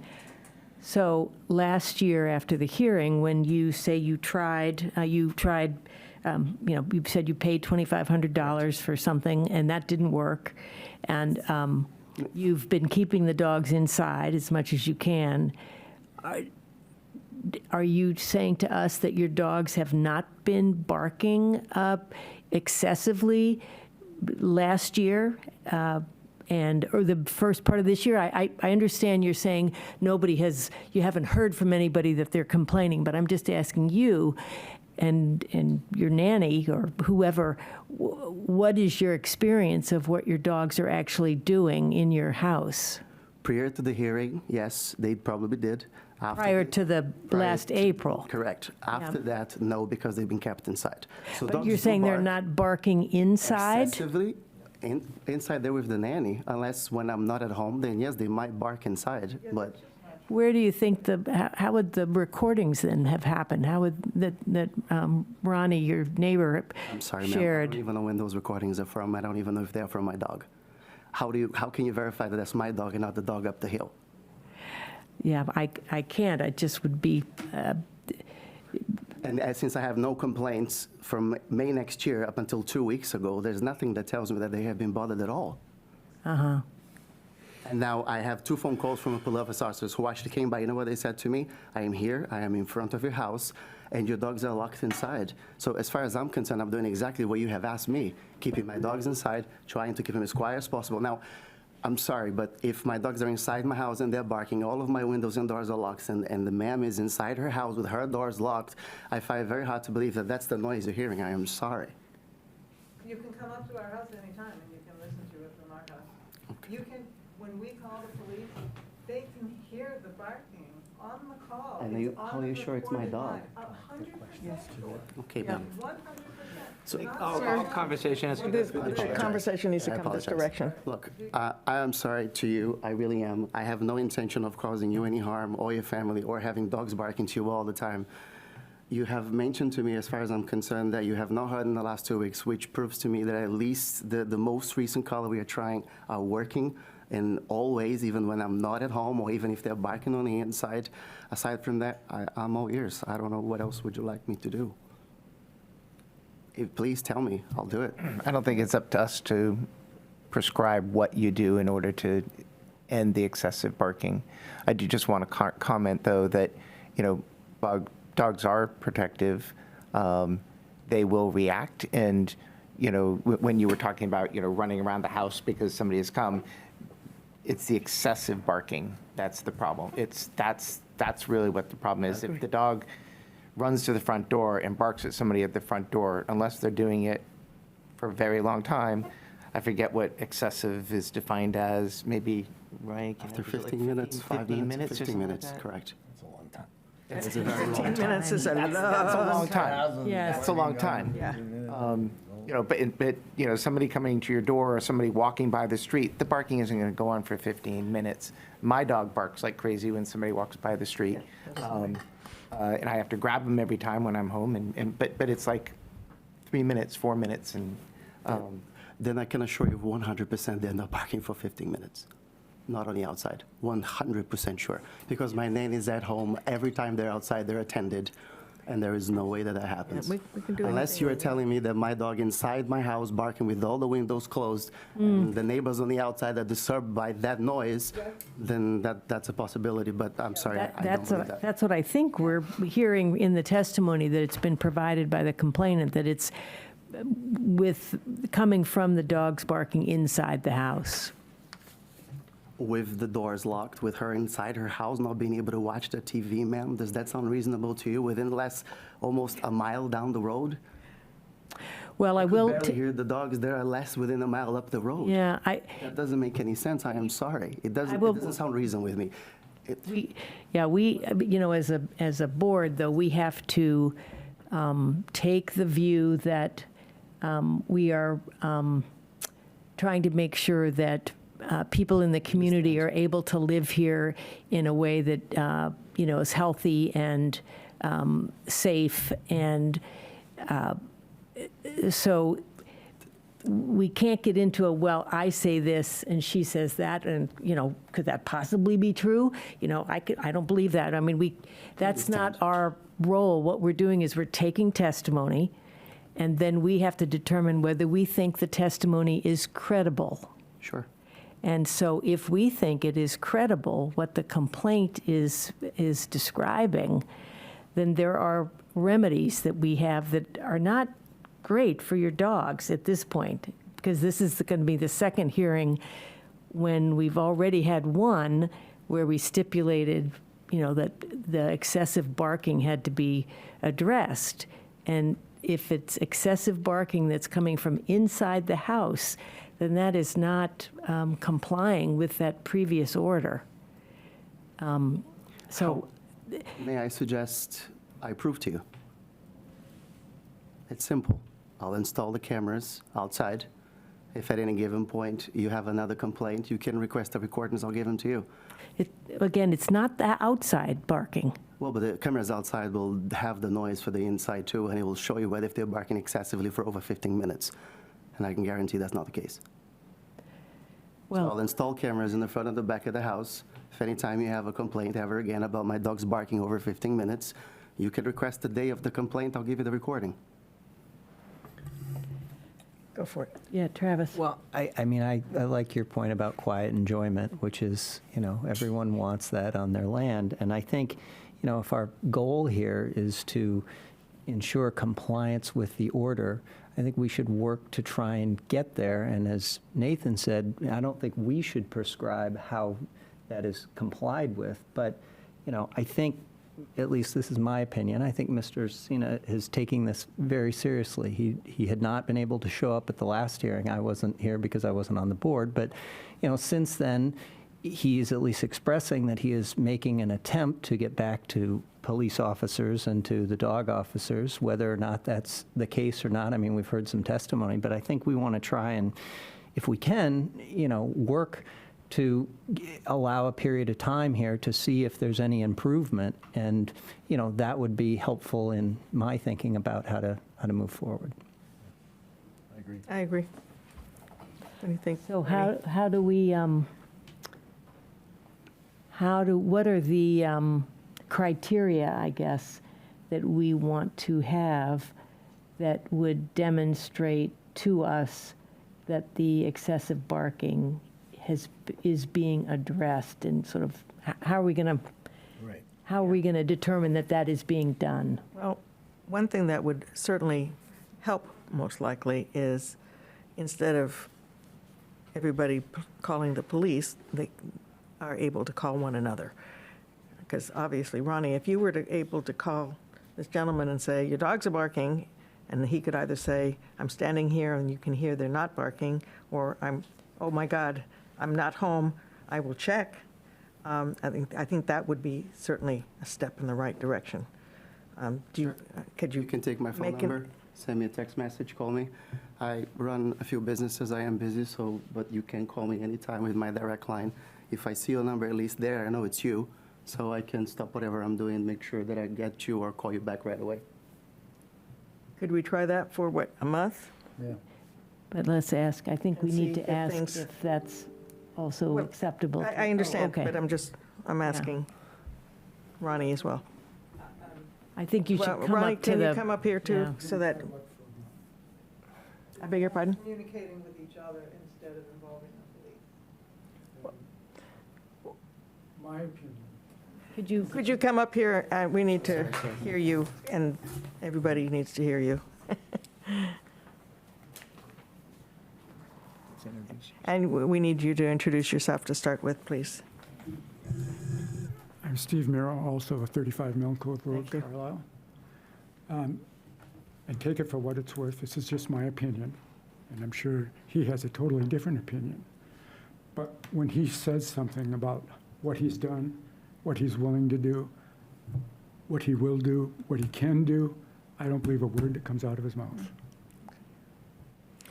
And that might be unfair to him, but that's how I feel. And it has been our experience, unfortunately. We're not talking about this being the first hearing, and let's give him, 6 weeks, 8 weeks, 5 months, 6 months to address this problem. We had the first hearing in April of 2022. It's now December of 2023, and we have continued to live with this problem for 2 years. One of the reasons we didn't do anything for a while was because he was saying, the renters, and he was saying they're building a house somewhere in New Hampshire or something like that. Yeah, I'm not. Not sure, but Yes. but building a house somewhere. And so we thought, fine, it's going to be, by end of the year, it'll be gone and it'll be no problem. And we were told that by the police as well, that they had plans to move, and that's one of the reasons the police were hesitant to really get involved. So I just don't believe what he says.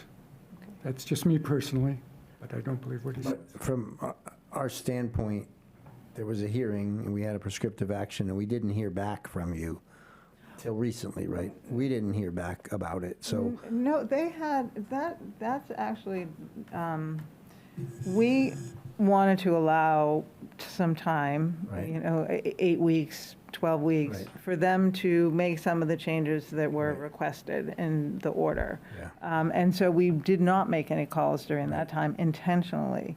But we were told by the police that they actually had trouble even getting the order to them, because no one would ever answer the door. And it took, I think, more than a month following the hearing before they even had the order delivered to them. And then the officer told us, he came to the house afterwards, he told us he had to do a stakeout in order to get them the order. So it's been, and then we have called after the first 3 months or so, when we gave them time to address some of the issues. We did start calling again, and, there were times that the police just said, okay, I'll pass it along to the dog officer. Sometimes they did, sometimes they didn't. We were told sometimes they were planning on moving, so it's not going to be an issue for much longer, so just, try to deal with it as best you can. But there were calls in 2023, there's no question. What does the complainant has to formally request a hearing? If the police hear it, we don't necessarily. We don't necessarily We hear. don't know about it, right? It doesn't come to us I automatically. had to ask Ronnie for a formal Right. complaint. So I think, My complaint, too. well, I think for us, maybe that's a lesson learned. We've learned it from hearings we've had since that hearing, that a course of action is to have a short period of time, like what Travis and Barney are suggesting, and revisit as opposed to assume it's being, Right. and wait for the next complaint. Right. So, what I was trying to say, Ronnie, is, and it may be a flaw in our process, but until we get the formal hearing, we don't know about it. So the fact that it's been 18 months or whatever is bad, but we didn't know, and what we're trying to suggest is maybe a much shorter leash, if you'll forgive the pun, and check in again. And I'm really punning today. I take responsibility for that. When I called the police one night and they did contact Gene, and he's like, well, have you contacted the board? I'm like, well, no, I didn't realize that was part of the follow-up. So I do take full responsibility for not following up with you. As I said, we wanted to give them some period to address the issues. But we did discuss specifically at the hearing in April that moving the dogs inside and not addressing the barking was not a solution to the problem. And that is correct. I mean, it turns out it's a little bit quieter, but not, it's still very, very disruptive. We just want, we're very respectful neighbors. We just want to live in peace. That's quiet enjoyment of our property. That's all we have. We don't want to see the dogs ripped away or, from the owners or anything like that. We just, want the situation to be a little bit better controlled. And we don't have anything personally against the owner. Yeah. We just want to be able to live in our house. Yeah. And use be our able to deck. watch TV. Right, and walk down the driveway without. Yeah. Yeah. I'm very sympathetic to that, and I'm not in by any way, taking away from that. But I do think if there's a period of time, and unlike Kate, I think it's great if you have the ability to communicate with your neighbor. That's obviously, I think, always the best, but that's not always possible, or it doesn't work. I think it's reasonable that if there are complaints, you can call the police, and we can keep a log of that as well, and the police officer can review as well, and we can, understand over the next period of time, how many complaints there are and what the police actually had to deal with or what they saw.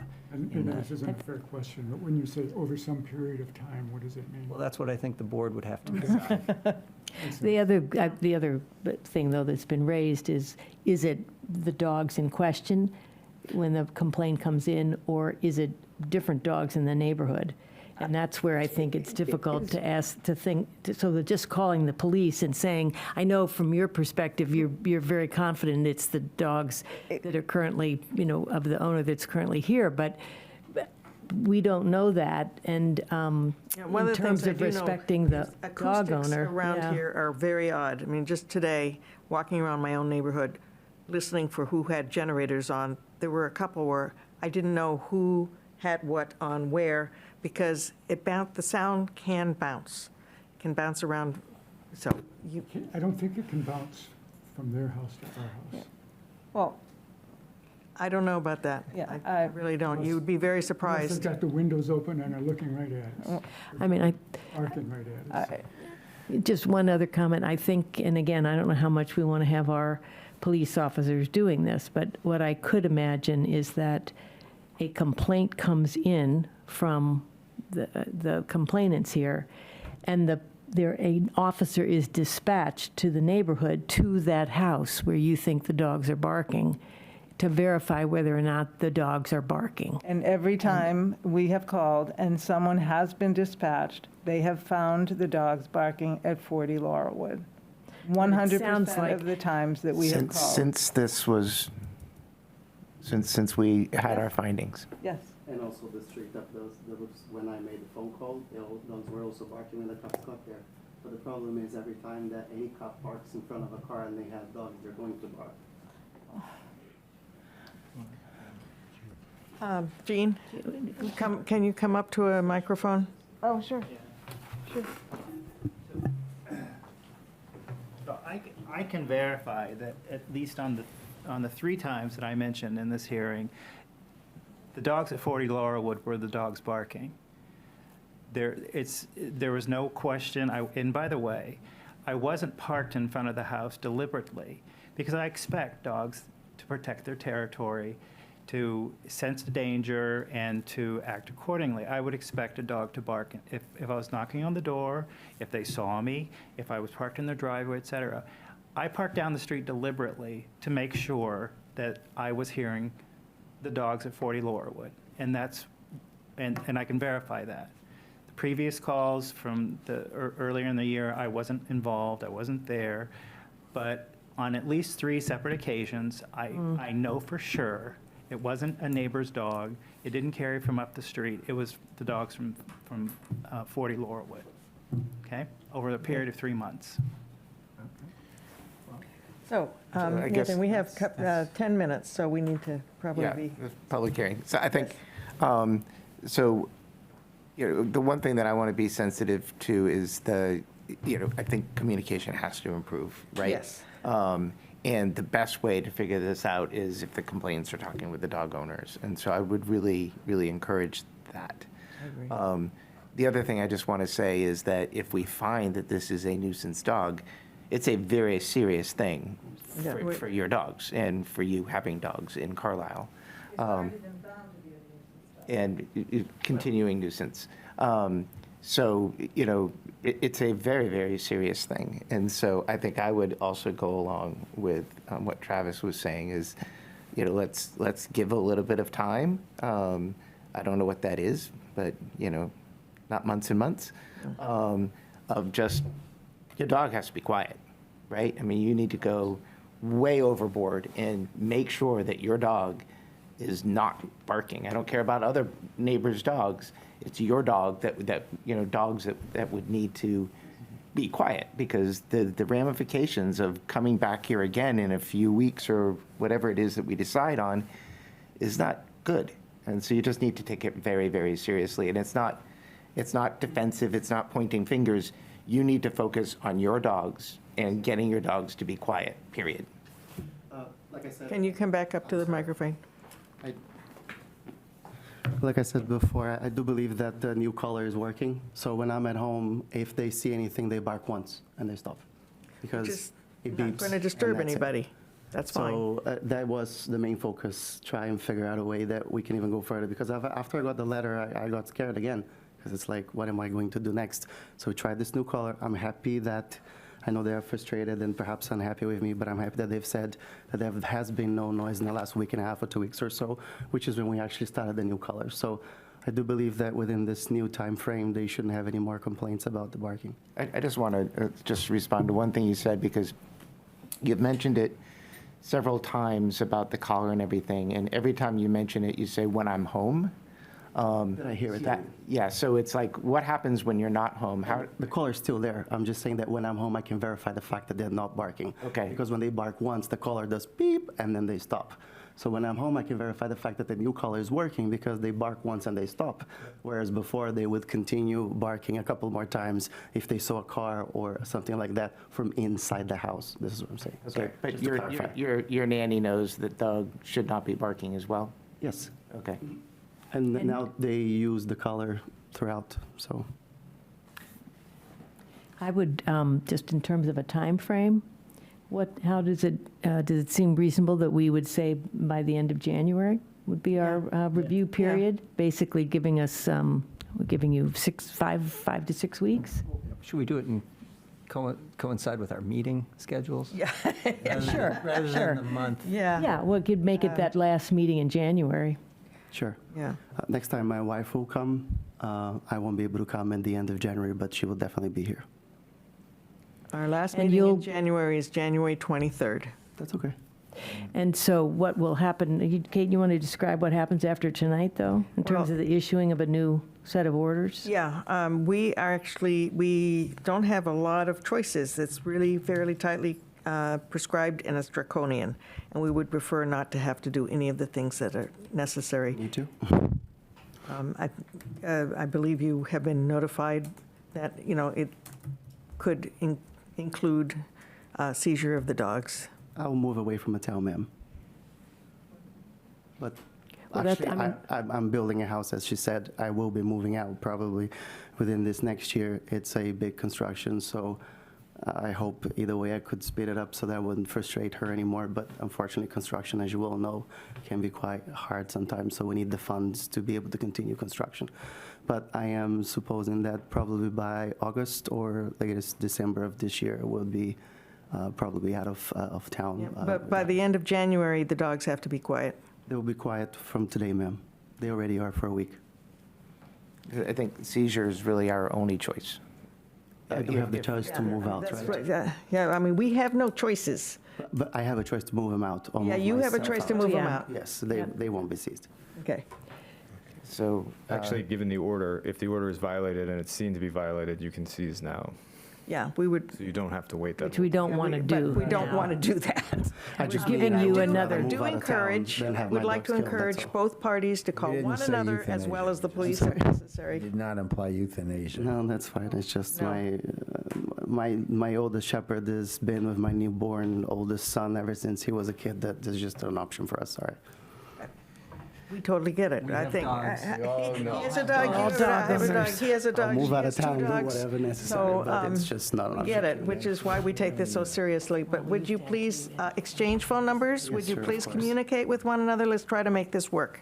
All right, that sounds great. Thank you. so I would like to move that we extend this public hearing to January 23rd, 2024.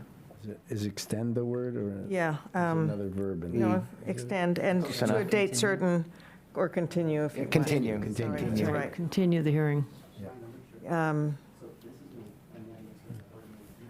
Sure. Second, I second that. Okay, and we'll publish the time later. Are these guys neighbors? What was I think we have to now. Can we just say 7:30? Okay, let me just, Oh. shall we do the first? They've seen enough, I guess. Or they only came for the dog hearing. No, they just, I would like to set a time for the hearing as well, on January 23rd. Shall we set it for You may have missed it. We 7:05? we continued the hearing until the 23rd. We haven't voted yet. But I'd like to do it to a date certain, that way, 7:30, 7:00, what do you want to do? Here to serve. 7:30. 7:30, okay, 7:30. Okay, I'm going to Maybe we ask, could invite them to go out in the lobby to, yeah, thank you, Gene. yeah. Thanks, Gene. So just so you know before you leave, we have continued this public hearing to January 23rd at 7:30. Thank you very much.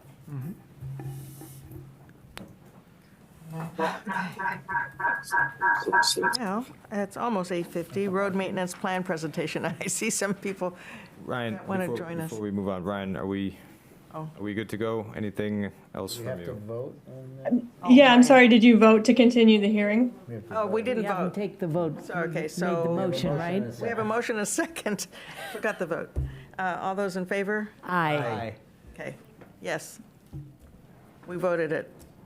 Okay, well, everything else seems good to me, so if you don't have any further questions for me, have a great rest of your meeting, and thank you for having me on. Thanks. And happy holidays. Oh, thank you, and the same to you. Thank you for your help. Thank you, Ryan. Okay, now, I can't believe there's nobody to hear this. The road maintenance Yeah, plan? I mean, you would think I know. everybody's on a into this. road in town. Well, Really interesting. Gee, well, but you know, it doesn't list it doesn't spell out, I mean, you have to look at the map. does. No, but you have to look at the map and understand where all the Believe me, streets are. I knew which No, streets. but I'm just saying, I know several people that were trying to figure out when their street Yeah. would be on the list, and it's, you know, you can't tell I it noticed really my road is going to easily. be red until 2033 unless we spend $2 million a year, so. Yeah. Did you get one of these? So Yeah. my road's not getting done. Okay. So just as an introduction, this is one of our host doctor firms that has worked with the town for a long time, but has worked very well with me. We appreciate the effort they've put in trying to help us organize our planning, especially around infrastructure. So we asked them to analyze our pavement and also coordinate with our GIS layers so that we could capture this data. This would be the first step, in my opinion, into understanding the problem, and then future meetings would then discuss how to solve the problem. So there are recommendations in here, but it is the expectation that this would be another discussion in order to finalize or move this plan forward. Thank you very much, and thank you, Select Board. My name is Brian Kramer. I'm with Niche Engineering. I'll let my colleagues introduce themselves. My name is Kristen Antunes. I'm also with Niche Engineering. My name is Lance Baden, and I am with Baden Consulting.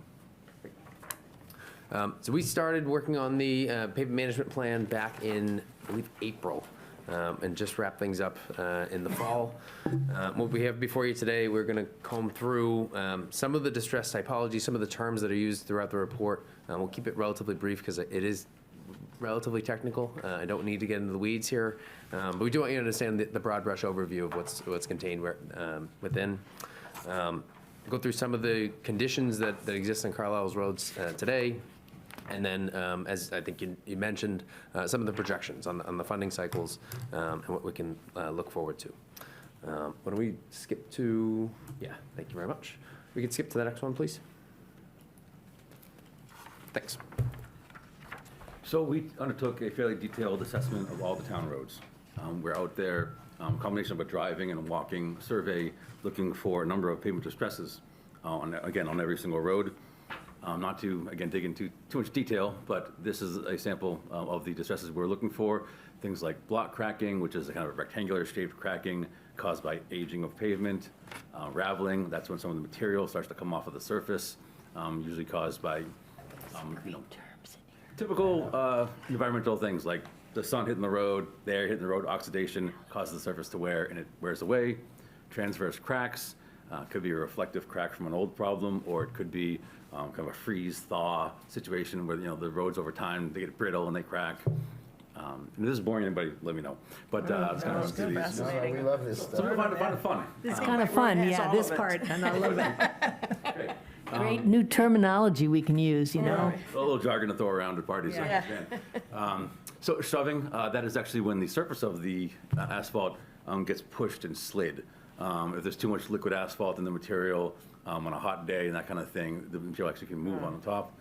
Bleeding is when that liquid actually comes to the surface and creates a skid hazard. And those are what we call the surface distresses, basically on aging of the pavement. Below that, we have base distresses caused usually by a failure under the road. Everyone knows what a pothole is. I won't explain that. Rutting is when that settling happens only in the wheel path. Alligator cracking, that's the pattern of cracking that you get when the base is not strong enough to support the road. It does start to settle and it breaks up in that alligator skin pattern. And then distortion could be any vertical variation in the road caused by a variety of factors. Could be settling, could be some of the shoving. It could be a utility cut that's kind of reflecting through and has settled differently than the rest of the road. So we went out. Seems like you assessed my driveway. Every part. Probably. Museum of cracks. So again, we looked for these stresses on every single road. We quantified them, and then we converted that data into a PCI, a pavement condition index, which is a single numerical descriptor of the condition of the road.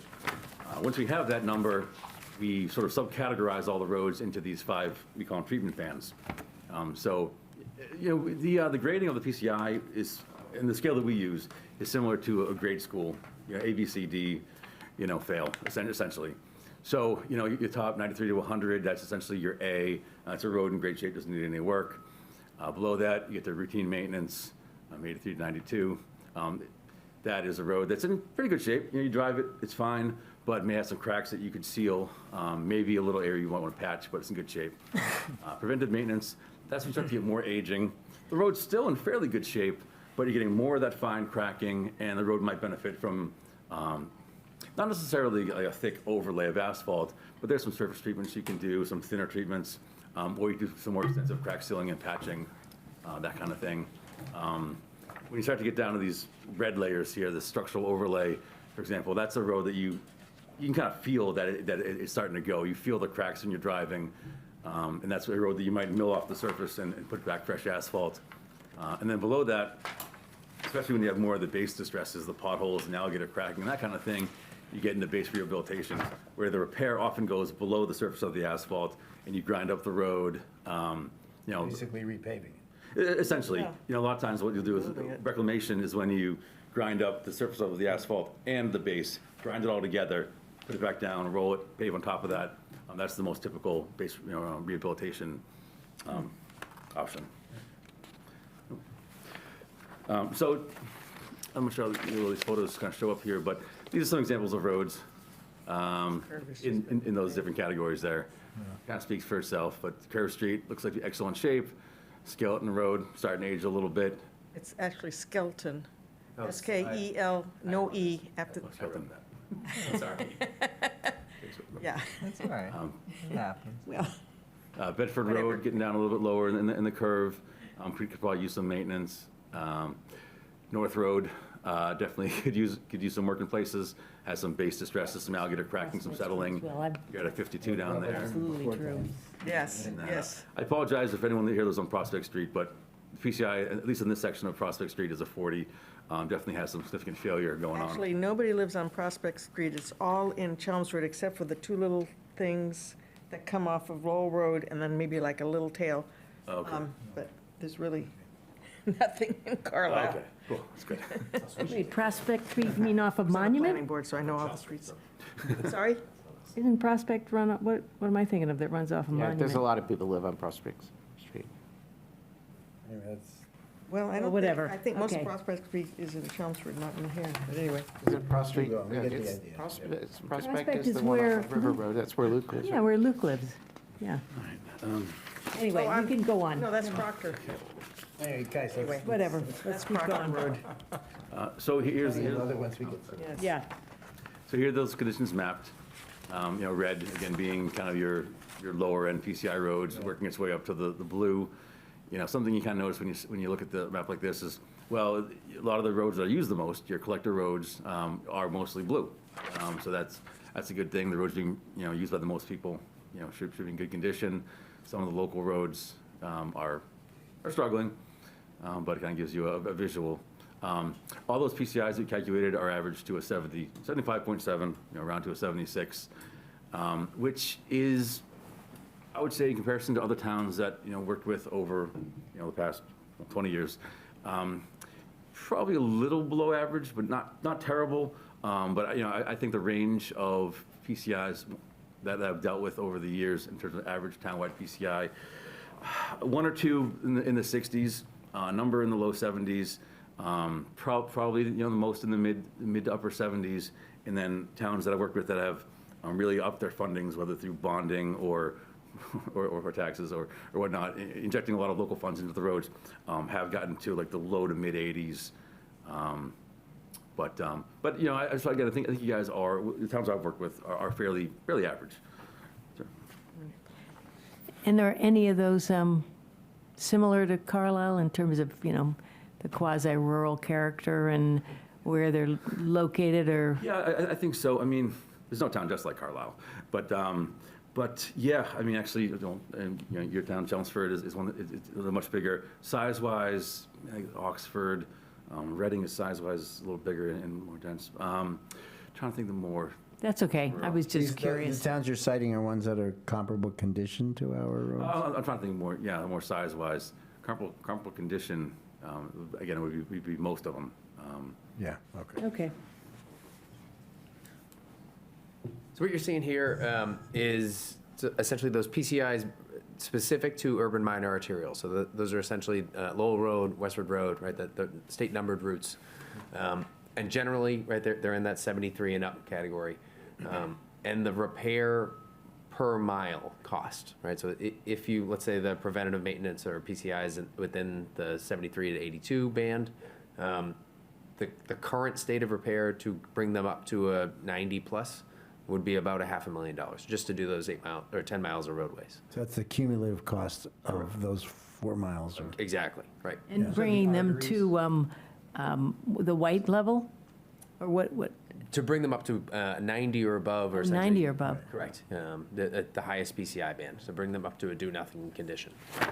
So you skipped a chart that I thought was the best chart from the draft from April, or when was it? November? November. Yeah. Which is that curve that shows the crossover. They're gonna get jumping there. ahead. Is it in there? Yeah. I don't think it is. What? Okay, never mind that. Travis, did you have a question? Well, I just want to make sure I understood. That is for the 4 major roadways, we call, or I think arteries. Arteries, yep. Yep. What we refer to as minor arterials. You don't have any major arterials in town. But yeah, Westford Road, Lowell Road. And that covers the entire length of them within Carlisle. That is an average over the mile, over those 10 miles for the segments that have that PCI banding. So it's not the whole road, it's just those. What needs to Correct, be right, done. so 4 miles of the total 10. And those are the that ones that are band. in red, in white on this. They are not color-coded on any of those maps. On the GIS online platform, you can see the types of the roadway by typology. I don't have a map for you, unfortunately, tonight. Sorry, I in hindsight, didn't think of that. Okay, so it's not, that says their preventative maintenance is PCI 783 to 782. That's So we can't look at, I think he's referring to this map, the PCI map. Right, so yes, it's the- if they are white and an urban minor arterial, then yes, those are the roads we're talking about. okay. They're white on the color-coded map. Yeah. Does your, This group. does your analysis take into account things like catch basins and other parts of the road, or just the paving itself? Sort of a two-part answer. In addition to the pavement condition, we did collect locations and condition of all the existing catch basins within town. But then to answer your question, no. The catch basins, or whether it's curbed, does not really materially change the condition of the pavement itself. This is really just looking at the asphalt condition and whether or how much it is deteriorated. Right, but I guess the reason I'm asked that is just to understand the cost. So if we had to replace catch basins that were failing in addition to this, would be a whole additional cost to what you're describing. And same with curbs, it sounds like. We don't really have many Yeah, not too curbs, many. but. So I can address that. So that is usually captured in our local road maintenance funds, and the DPW works before our paving partners come in and pave. So we have that as part of our operating budget. And the catch basin work that was discussed was caught by Julie and Jim as the right time while someone was traveling around to add this to our GIS platform. So we know where they all are now. Not that we didn't, but we have documented it now and can show it on a map. Great. Okay, could we have no side conversations? I just want to make sure I understand what this is saying. We have 10 miles of urban minor arterial roads in our town. If we were to spend $47,700 on those last two 1% things that are really in bad condition, that would bring them up to the do-nothing category? That's correct. Yeah. All right, and so these are the costs for bringing 0.2 of a mile up this part. I get it, so, but that's what this is saying, I'm just trying to understand what the graph is saying. Okay, And that is, take that with a little bit of grain of salt, right? There's very, very low efficiency with paving and reconstructing a small segment. So I have to go back. I know I was shut off by the left-hand side here, but trying the to- curve that you don't have now, and I'll show it to you, this one, do you remember that one? That's really the important one to me, because I think what that says, if I understand it, this one and all the other bar charts, if you don't PM the guys that are in the 70s trending downward, it's going to cost, they're all going to shift to the right, and then they're going to be, 10 times as much as More what's shown. expensive. Right, so I mean, the crux to me is the preventative piece of the maintenance, right? Getting those ones before they deteriorate to the point where you basically have to redo the road. Yeah, not to be too tongue-in-cheek, but you definitely stole our thunder. That is the end of the Right, but I mean, the graph, I'm sorry you don't have that graph, because it's very illustrative of that economics. Fair enough. Why don't we progress through the next two? They tell a very similar story to urban collectors, right? Those are the roadways that are slightly lower in speed limits, and generally, there's only about 8 miles of those in town. Similar story, and then local roadways correspondingly makes up the vast majority of your total roadway miles, and they are generally in the worst condition on average. And then the next slide is a cumulative backlog of all three of the entire roadway mileage. Can we go back to the first one? Because that was a much lower number. You can stick on that one, sure. yeah. But yeah, so what you're seeing here is generally the cumulative cost to bring everything up to that 93 or above scenario. Obviously, the lower you go, the higher the cost is. So how do you pay for it? Where are those funds coming from? Would be the next slide. So Chapter 90 is essentially the state's funding mechanism that is provided to towns in an allotment annually. And you can see your annual distribution, sort of, we charted it on the right-hand side of the actual numbers. From 2000 to 2003, if you did an inflation chart on this, you've essentially stayed stagnant, right? Or if anything, lost. That's true Commonwealth-wide. So if we consider that generally you're getting on average about $250,000 a year, and generally that's not going up anytime soon, as far as we can tell. The next slide will give us what the condition is projected like over the next 10 years. So essentially that blue dashed line, the 250,000, essentially a status quo scenario. As you see over time, it makes a lot of sense that PCI, or the condition of the roadway, would deteriorate over time. This is not a do-nothing scenario. This is you're still spending $250,000 every year. And then I guess this obviously makes sense as well, that the more you spend, the better things get. That's a difficult prospect to, broach to you all. This is not us recommending that you spend more money. We just got to tell you that, if you continue with the status quo, that things sort of deteriorate over time. We can go back, or yeah, we can go to the next one. So when we were on a few slides ago, we mentioned the current backlog. So essentially about $9 million is to bring things up to everything status quo, all of the roadway miles up to 93. If you had a magic, $9 million, which no one does, that number goes up a lot over the 10 years, just in that $250,000 funding scenario.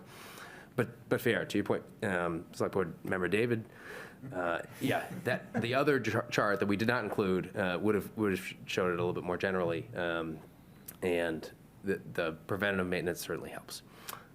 What that looks like on the roadway miles themselves, or the next series of 4 maps, are the 4 scenarios you're seeing at the bottom, the 4 funding scenarios. So the first scenario is obviously a lot more red, right? The roadways in 2033, so a 10-year outlook, at status quo, or at current funding levels. Certainly your local roadways, which are in the worst condition today, certainly deteriorate faster. This is not, and I need to stress this, a recommendation on projects or a recommendation on places to spend the $250 you have. This is just what happens if you average that $250 over the mileage of roadways over time. So it's a model, but it is in no way saying anybody's house on a red street would get worse over time. And if any constituents do bring that up, please express to them that what this is just showing the deterioration of pavement over time, not their road, not their intersection, et cetera. The next 3 maps in succession go through the, if you make up that gap, essentially to keep the condition generally at the same PCI level over time, is that $500,000 funding scenario. That keeps about the same ratio of red to blue that you have today. And then the pie in the sky would be the $750 or the $1 million a year. And certainly, as things would make sense, things get bluer. So, A lot of red. Still a lot of red. in the current scenario, yes, right. So I'll turn it over to Kristen. And then, thinking about now we have the existing conditions kind of mapped, what are the next steps? It was alluded to at the beginning of the presentation that there would be, further conversations about how we want to prioritize going about the repairing the pavement. So, looking at the existing pavement conditions and then what type of treatments we want to apply and where we would like to prioritize them within Carlisle. And, there are alternative funding sources. We talked about the Chapter 90 funding previously.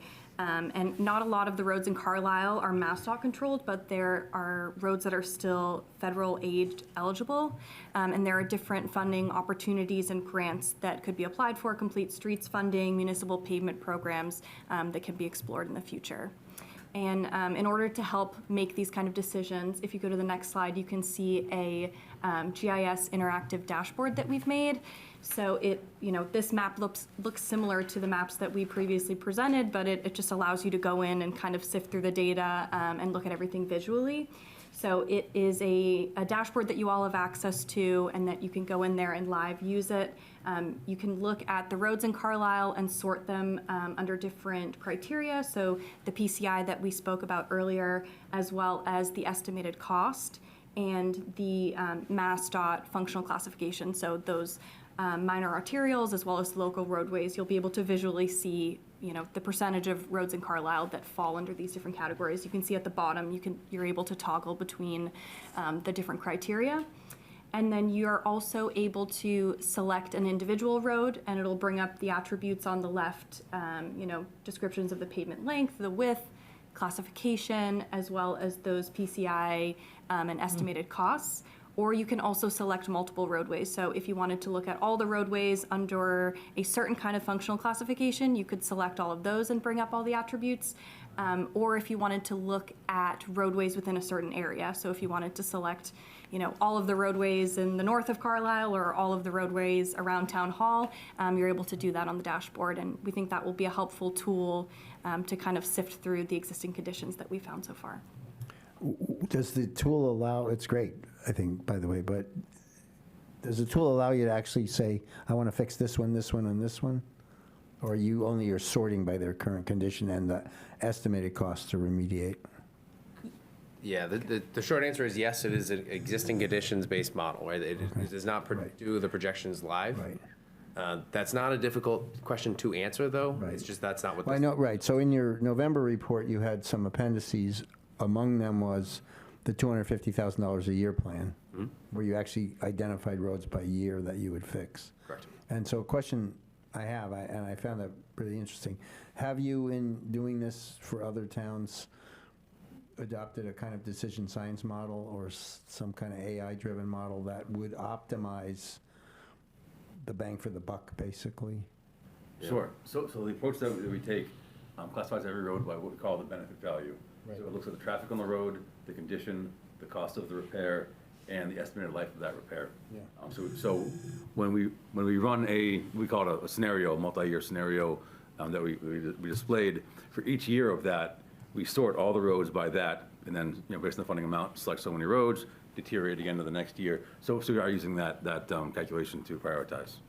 And I think that's one reason why you see on those progressive maps that we showed, it starts out by fixing all of your high traffic roads, because that is a big factor in that. Yeah. And that's something when we get to actually selecting the actual projects, in discussion with the town, we will, maybe weigh that more or less and adjust the calculation to represent the desired approach of the town. Maybe put more money towards local roads if that's what we want to do. The local roads that the selectmen live on, those roads? Specifically yours. Yes, your road.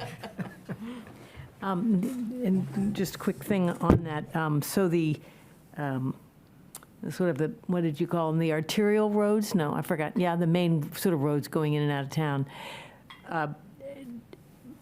I thought I heard you say, Chris, that some or all of those might be available for federal aid? Or what qualifies as federal aid? Being eligible for federal aid? Yeah, you go. Actually, I don't know a solid answer other than all the roads are classified, and I believe most of your major roads, including those roads, would be classified as eligible for federal funding. So Julie and I are working on this. So we started with the bridge, right? The biggest infrastructure challenge that we have. So identifying what we need to get on to future state and federal funding sources like the TIP. So we are going to analyze this, assuming that we can do this exercise, right? And we can lay out 10 years of what we want to focus on at least an estimate level. Then, like our capital plan, we would scrub that plan 10 years into the future and try to identify ways to speed the plan up. And that would include infrastructure dollars. So where I really think we make money here is if what happens, as you'll see in my town administrator report, we get additional money from the state, or we get say a chance at federal dollars through the infrastructure bill, et cetera, then we can speed this plan up without introducing new taxes. It is the towns that are going to be ready and postured for those grants that will get it. If we wait, then we won't. So the big towns do this, and the small towns don't. So we want to be a small town that does. Does the state road get state funding? Who's responsible for the 4225?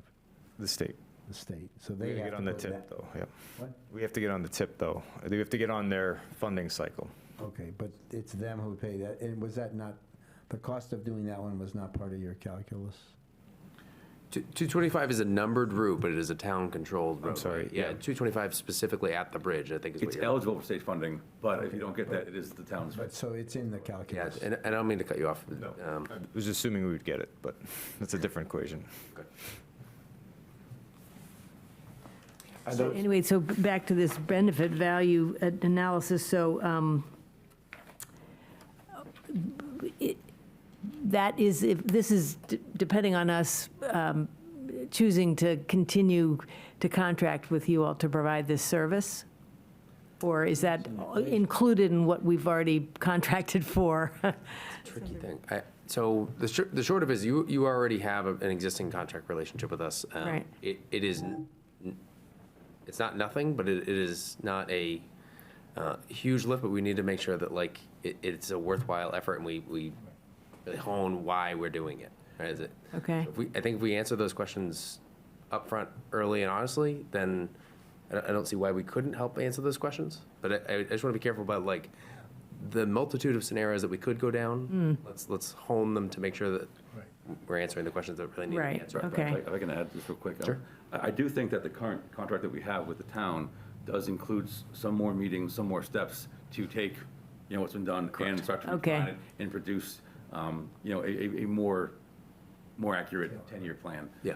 More detail, okay. Well, part of it, I mean, I agree with that, and I think if you go back to those curves that show, if you spend X, like you look at the one that shows the deterioration or the backlog, those two curves, to me, it's kind of like OPEB. You have a cliff. I mean, you can't say we're not going to do, right?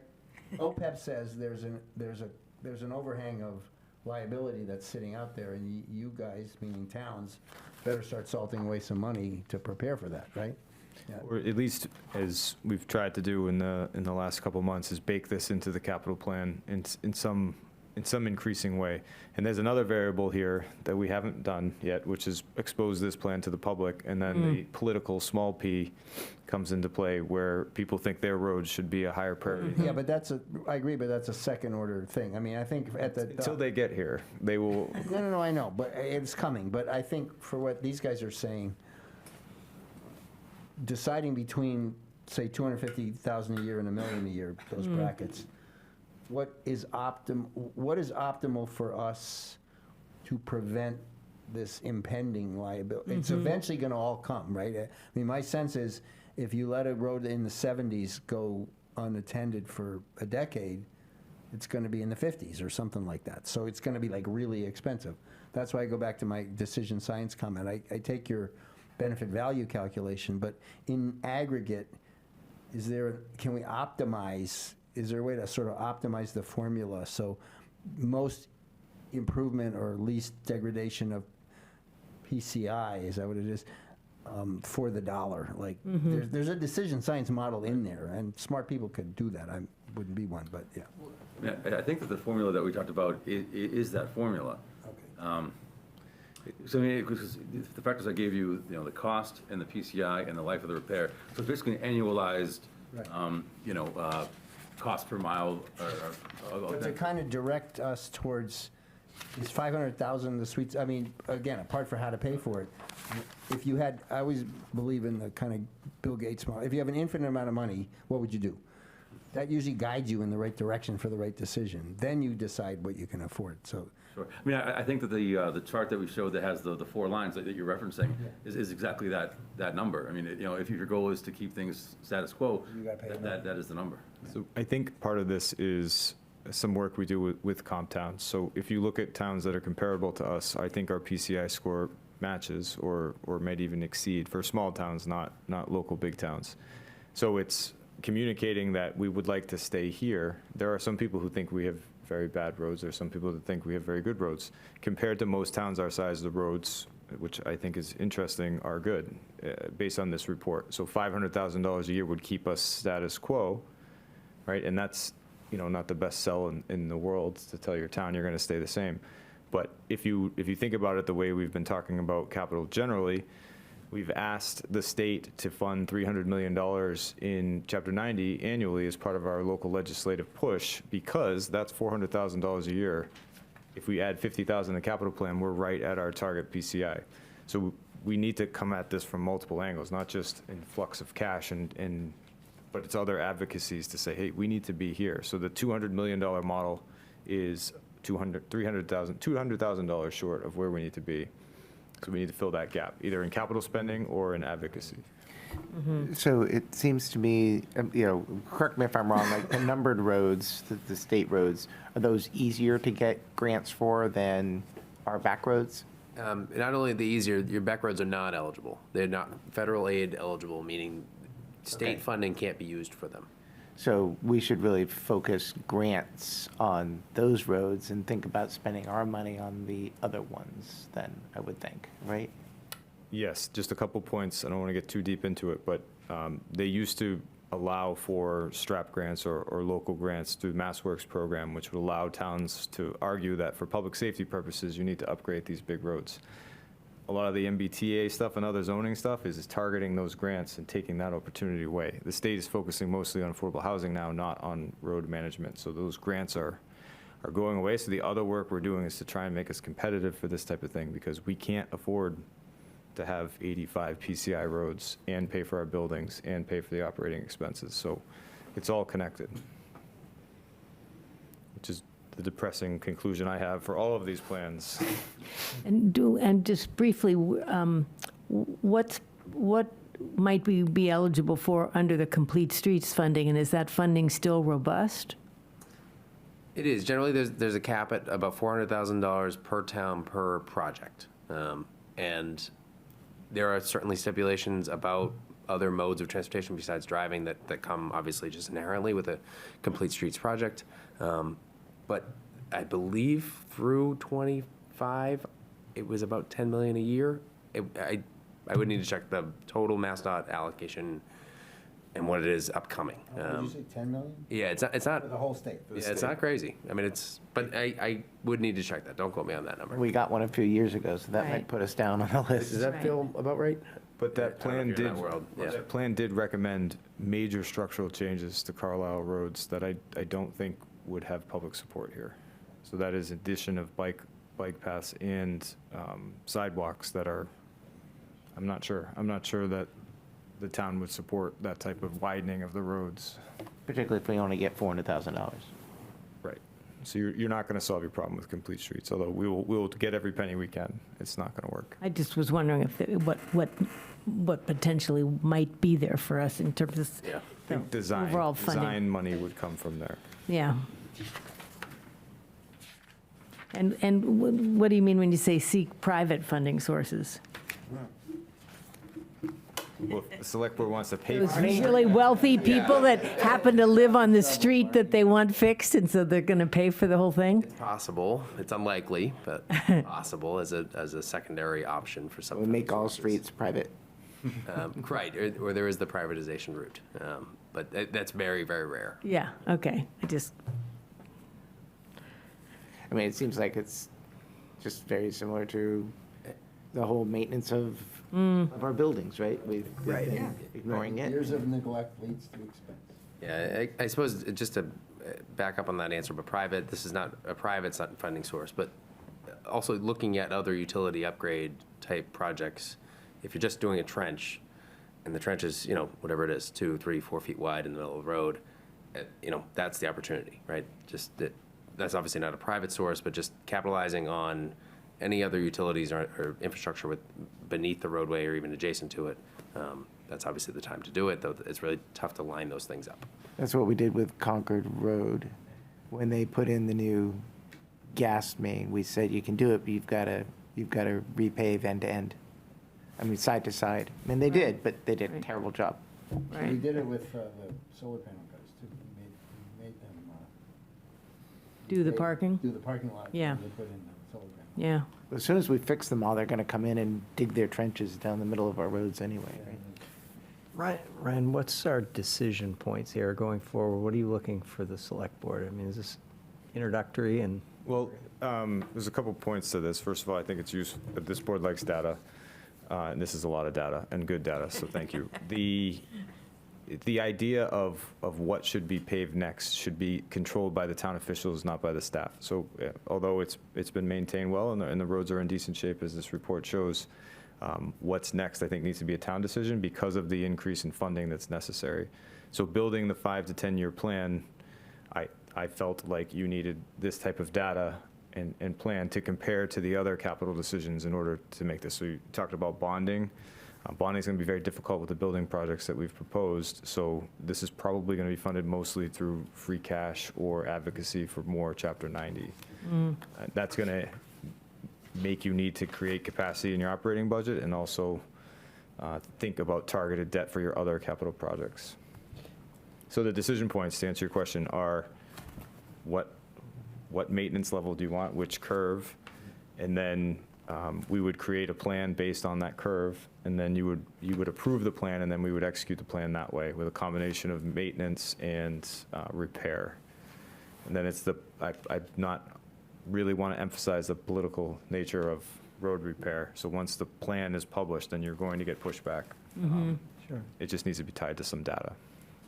Just so I understand, I know you talked about it, but at the $500,000 level to fund, that's to kind of maintain where we are with the roadways in the condition they currently are, right? And so we as a board could decide, I saw that graph too, yeah? And we could decide that that's the level we think is appropriate for the town, and then, start from there. So that's kind of the first decision point we need to make?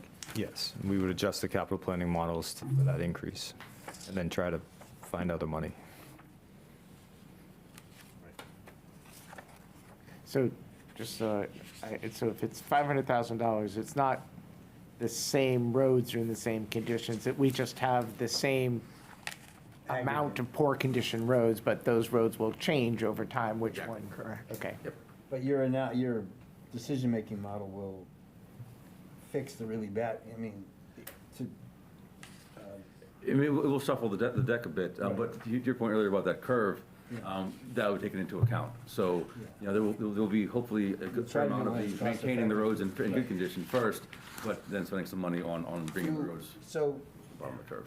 If you constantly, let's say you have a road that's in the 70s and you do the middle level repair, whatever it is, can you maintain status quo on that road for a long time, or will it fundamentally deteriorate eventually anyway?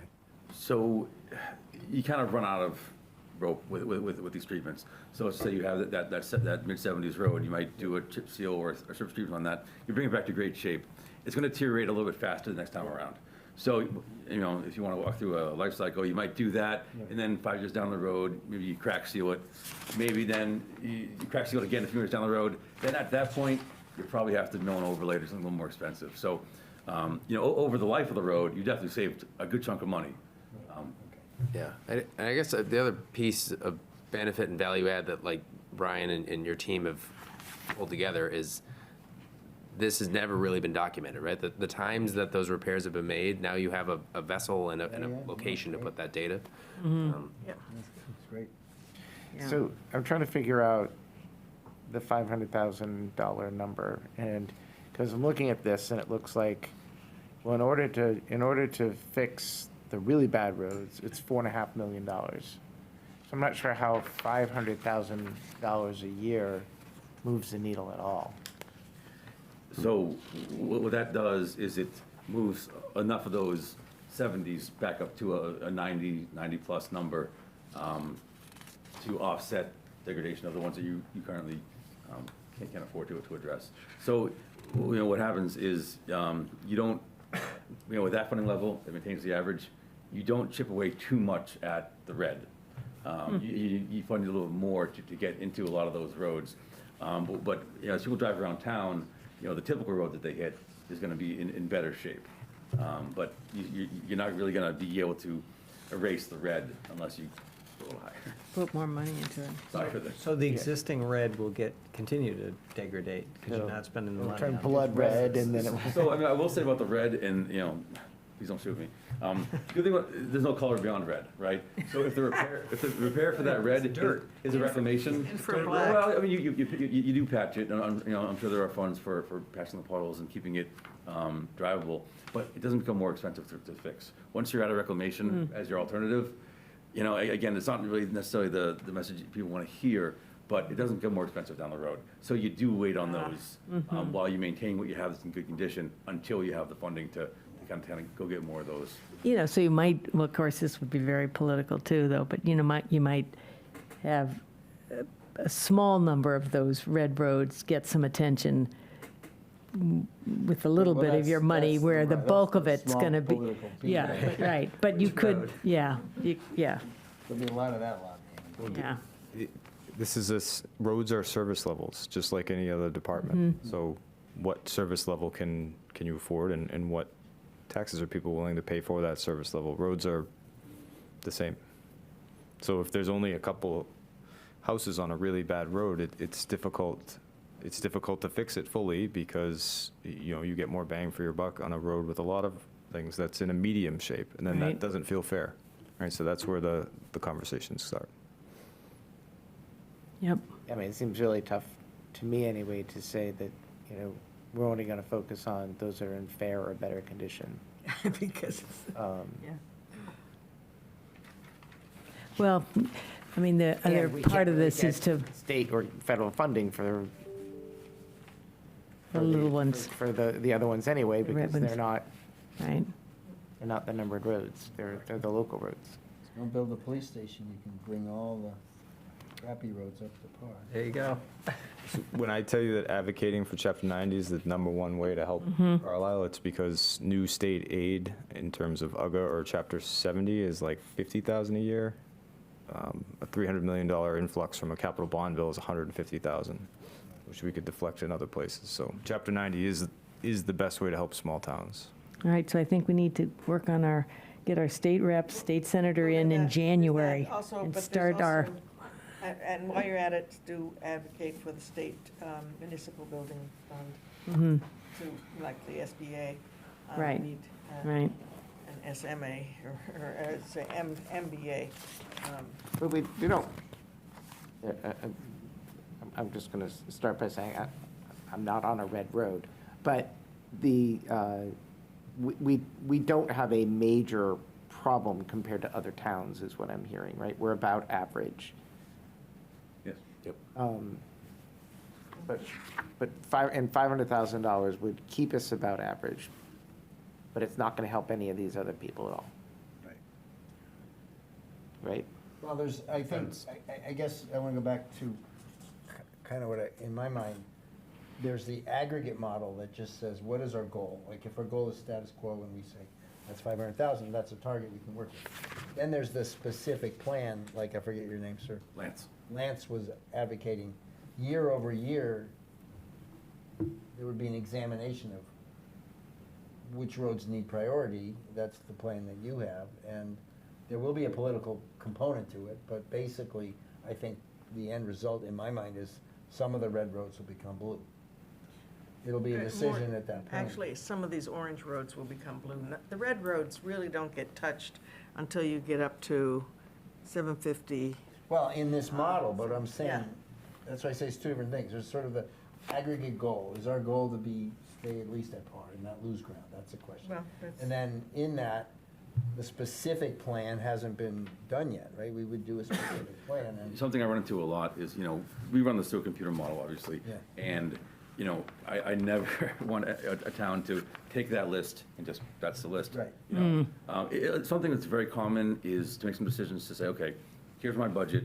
Yep. I don't care what the system says, I'm taking 25%, 20%, or a number, and I'm hitting some of my worst local roads. And it's all conversations that we had down the road. And it may not be the best bang for the buck, but it's whatever, you guys and your town. It's what, right.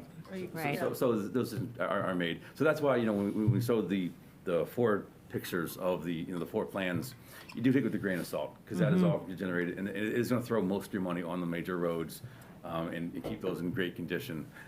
But that's not the reality. Reality is constituents who want some of their roads fixed, so it's a process for sure.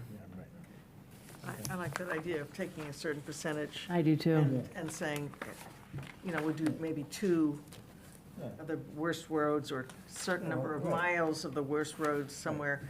Because to leave them, and I understand the idea of that it doesn't cost more now or it won't cost more in 10 years to fix it than it did. but it certainly would annoy people. Yeah, in terms of quality of life for the But to your people that point, if live this on is a that. 10-year, if you fix street. a tenth of these each year, Yeah, they go away. yeah. Okay, thank you very much. Yeah, this is that's a really good idea. helpful and a lot of good Use some of that. for information. the rest of, timber. So, Ryan, you're thinking we revisit this in January to try to? Yeah, thank you. Thank you. Yeah, thank you very much. Sorry it took so long. So on the local roads here, for us to hit the base rehabilitation, it's basically $500,000 a mile. On the local roadways, on the base rehab, oh, yeah. Right. Yes. Okay, there's 10 miles of them. Because, it's because of the intensity of the work. This Right. one. Yep, 400,000 a mile. Right, because they're in such bad shape. Yeah, which I'm just saying that because if we wanted to say, hey, we're going to start hitting those things out, we're talking about saying that in Half a mile a year. half million in increments, Right. right? Because I'm sure there's an economy of scale. We don't want to call them out for Right. too short a period thing. Right. Yeah, but, okay.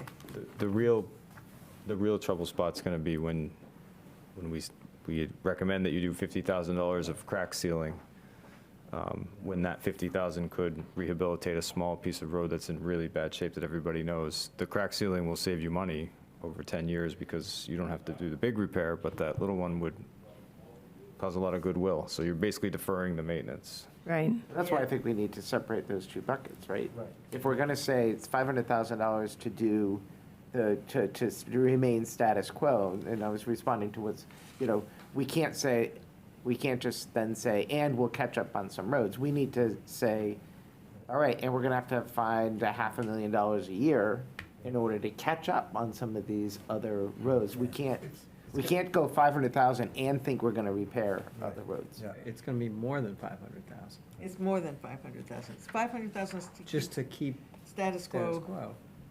And then you want to do some of the red roads that, I thought it was $500,000 to keep status quo. Yes, It is. but as was pointed out, the way we keep, I think Right. what's his name again? Lance? Lance said, that's an interesting name. Lance pointed out, it's sort of cheating in a way.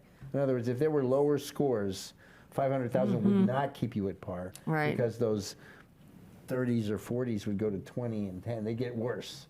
But because the lowest is red, it's a sort of a false. It masks. It's a false. Yeah. So to your point exactly, Nathan, if you live on a red road and it gets worse and worse and worse, and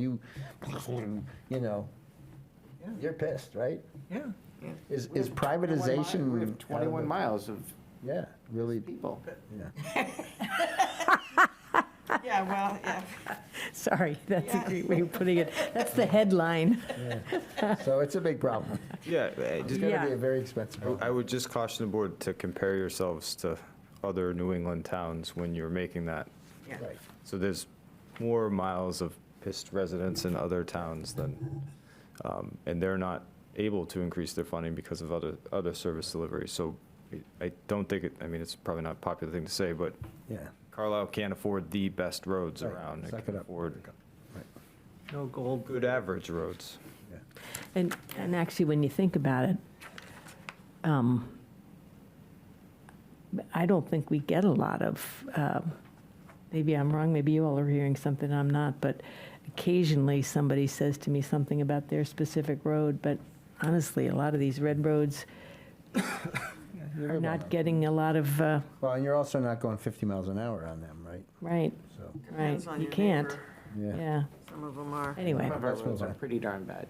oh, I know they are, I'm just saying, it's surprising how, it's surprising Well, how Rutland little. was terrible, right? That was a Well, terrible road Rutland- for a But long Rutland time, is and not a that's- local road. No, Rutland no, but is I'm an just saying, arterial. Right. we put up with it, those of us who drove it every day, but, Right. that was your road, right? This is Right, the that's what I'm politics saying. of People which just wants to go first. Keep their voice, Yes. yeah. It's more, right. it's actually that, if once we start doing this, we are gonna create more, people are gonna focus on it more, and we're gonna hear more from That's people. right, that's right. Yes, Absolutely correct. yep. Okay, let's go. I It can sounds tell to me you. like we're looking at like 1.25 million a year.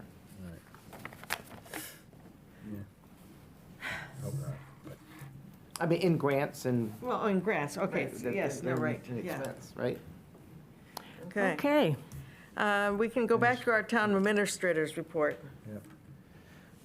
Okay, so we left off with another easy topic. So the proposed town building committee charge. So this is a proposal for reconstituting the select board's police station renovation project steering committee is what it would essentially be, what we're calling it, the building committee.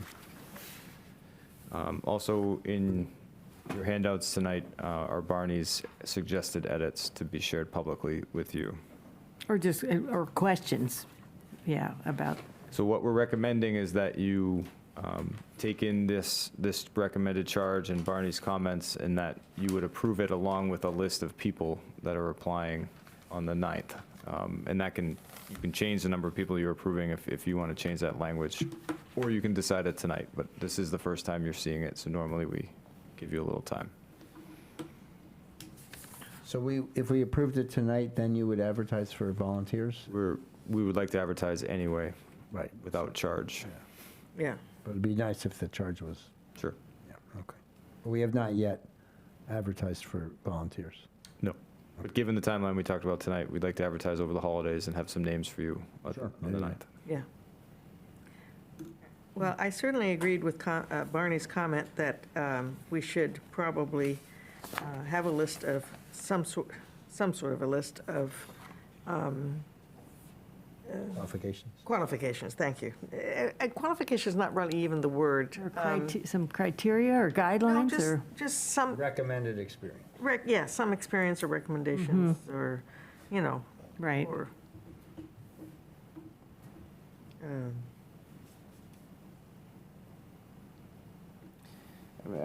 Yeah. Just in the first paragraph, I don't think that they should be able to approve any changes to the project scope, right? Because the project will have all been, I mean, it will be so far down the road by that time, right? well, Mike could say, for instance, we don't think you should put this here, or that, like the garage or something like that. I don't know. That would change the scope. Yeah, we wouldn't want them to do that. We wouldn't want them to say, oh, we're not gonna build the garage. And, and we can, and therefore we can still be able to do this project because it's that much less money, right? We wouldn't want them to be able to change the scope of what we're expecting to get from what we're trying to buy. Right, this would, if we add to the language, this would require anything like that to come back to the select board. But you're saying maybe we don't even want to open that up for any major changes? The definition of substantial is always hard for me to figure out. Any substantial changes to the process. So you want to just eliminate that whole Well, some of that, if you, sentence? part of this is what are the parameters that we as a select board are giving to this committee? So we saw the latest iteration of the design. We said, don't do the new entrance, but the rest of it, generally, we were saying, we liked the way that looked. Now, I don't know if we need to take a formal vote at some point, but if we gave that, and plus some kind of a budget, or what is our budget ceiling, is that enough direction that I think it depends. that gives, With the scope of what we're asking them to do, right? Because I thought in our last meeting, what we had decided was we were going to move forward, have some public input while we show the design, while we're putting together this committee, that we weren't going to have this committee kind of finalize the design and be a part of that process, because then we're done that part, right? And we can't go back and revisit again. This is Right. our third time. And I think that opening it all back up to a new set of eyes wanting to do, finalize that design might just slow us down even more, right? We've been through it. In fact, They've come back, we hired TBA, Ryan worked with them. We have a design. Our next step is, let's get input from townspeople. We're gonna have a couple public sessions, but not hand it over to a committee to do that. Great. I don't think this charge says that that's what they're going to do. It says, examples of Second paragraph. management include finalizing plans, which is different than design, and specifications. Conceptual design plan, that's what that's what I was The reading. second paragraph. Oh, sorry, they could, Read the second Conceptual paragraph. design plan. oh, yeah. Shall oversee Yeah, no. finalizing. So I Yeah. agree Yes. with- I agree with Nathan. I agree. More cooks is not. We make just a want to better soup. finalize the planned, the designed plan. We have a design that's Yeah, I been agree. through 3 times now. We want the construction documents, We is want what the we want. right, and the police chief thinks it's gonna work. It's accredited. Right. You know, we can get input on colors and designs and, make sure although I think they said that Historical's already approved it, at least the last one.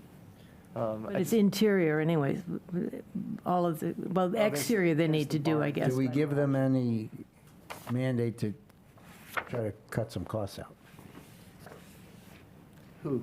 The committee. Committee. To review costs and, I mean, we only have, the architects are doing their. I thought we were creating an implementation committee. That's Yeah, what but we no, talked no, I about. agree, but in the implementation, I mean, I can only relate, well, you got the most experience probably here on that whole thing, right? When you actually get into the project, there are trade-offs. You can make economic decisions Sure. about things, And- nice to haves versus must-haves. Value Right. engineering.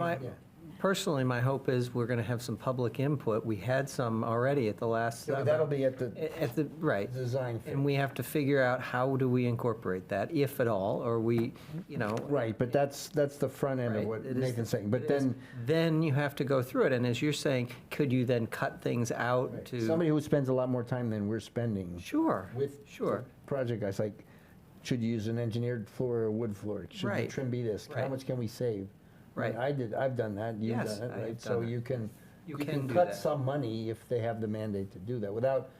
The rule has to be you can't compromise the design, right? But there are lots of little trade-offs when you get into the construction. Sure. But I'm asking, is that part of what we would like the committee to?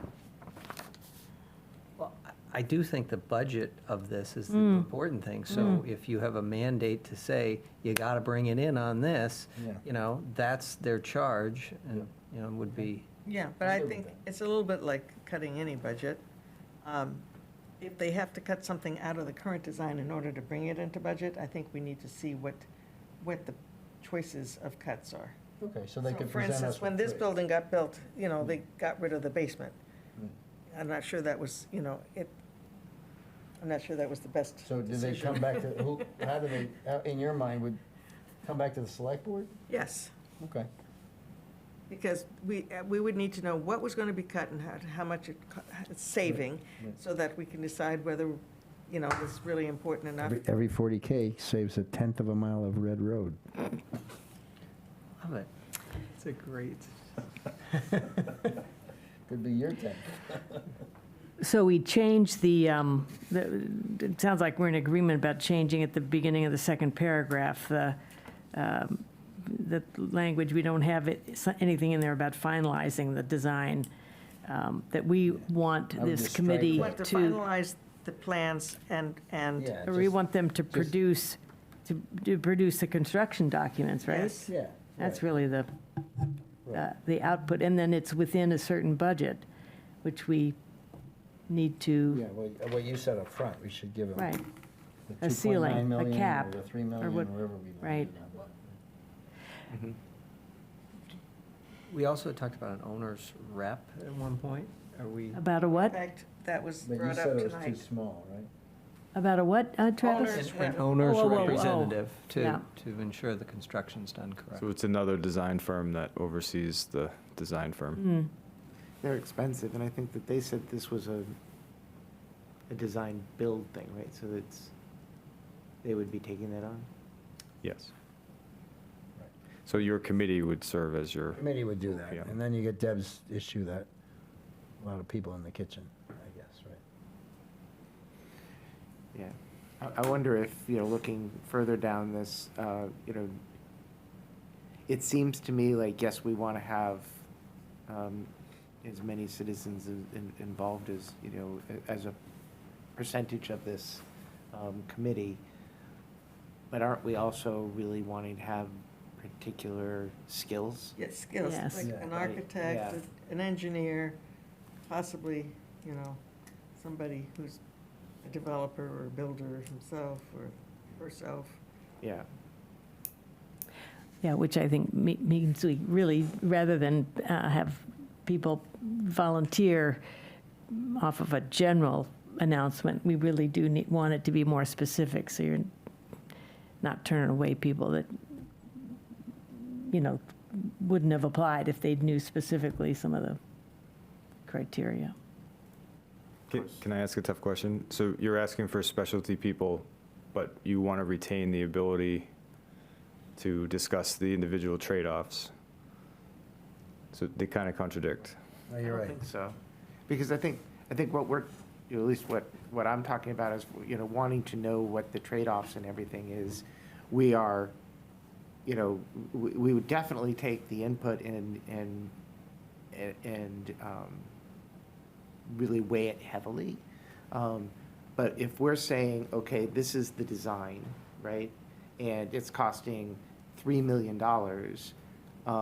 when we get to the end, if what we thought we were getting is different than what we paid for, that would be a big miss. So I think it's just making sure that, if, like the example, if in order to do it, we didn't have the garage out in the back, or we didn't have, I don't know, the community room or something like that, or we would really, really, really want to know that long before I think the end of the project. I agree with all the points raised. I think a way around this to not make it too bureaucratic is, we've already said that there'll be a select board designee, which could be a select board member, and one of these guys who's pretty close to it would be great at that.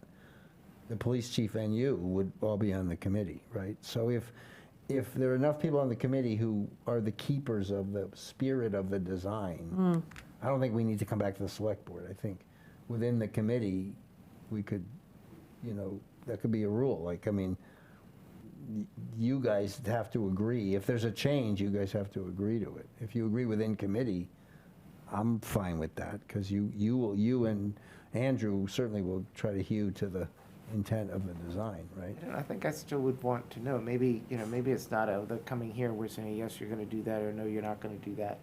I just don't want to be surprised at the end. If I'm out there, people are asking me, well, what are we getting for $2.9 million?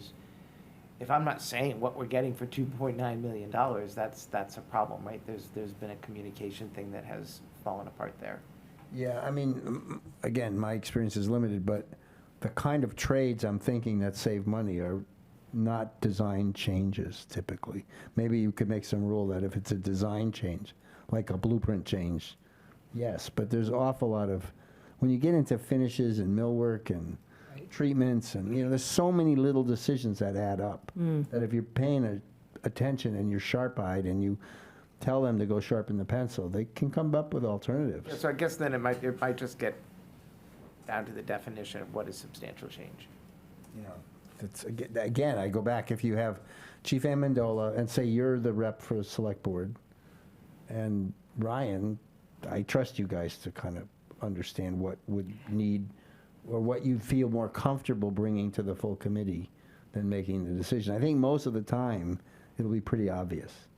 If they say, well, we can use a latex-based paint and it does this and that, and it's just as good as this, Yeah, saves a coat. I don't care about those. Well, you'll do that, you'll just do Care about that. design change. No, right, they'll say, listen, this room, we this get it. wall, right. We get I it. trust, I'm just trying to make it not so bureaucratic, but yet give you that Well, what if, comfort if we need something in this charge to address this, couldn't it be something that we ask the select board representative to,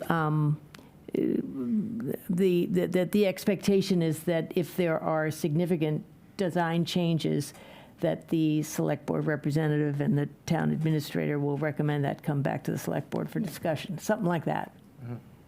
Right? Exactly. There's a couple of specifics here that I raised, but I guess I want to not end before I just raised the last section there in blue, which is around including a sustainability lens, that asking this committee to include a sustainability lens as they're going through this process. And I understand that the bill, as we heard last week or a couple of weeks ago, the building is not. They're not doing enough substantial reworking of the building that you can do much in terms of making it more sustainable. But I think there will be decisions along the way around on some questions, and that I would like that to be part of what's considered in making those choices. And so I would like to see something, some language in that committee charge. And it's, for all the reasons we've talked about over the last 2 years that I've been on the board, which is, this is something that at a certain point, we're going to be required to do these things. And we should take this opportunity while we're going to be making a renovation on an important town building to consider that. And we may just, the committee, I'm not saying me, if I'm here on the select board, but the committee would then weigh some of those choices. And if it turns out that they think it's too expensive or impractical to, wire it for solar, down the road, okay. They say, we're not going to do that, but at least is considered. So I think that's really kind of opening up the design all over again, right? Because what we just said is this committee is an implementation committee. I think we can get that feedback in our public sessions and then talk about whether or not that should be incorporated. But I think if we say to this committee, okay, as you're reviewing this design and finalizing this design, make sure you're thinking about sustainability. I think we've just opened it up, all up again to another design cycle with TBA to get new. I disagree. Because I think when David talks about you're making choice about this paint versus that paint, this flooring versus that flooring, this window versus that window, you can look at those from the standpoint of sustainability.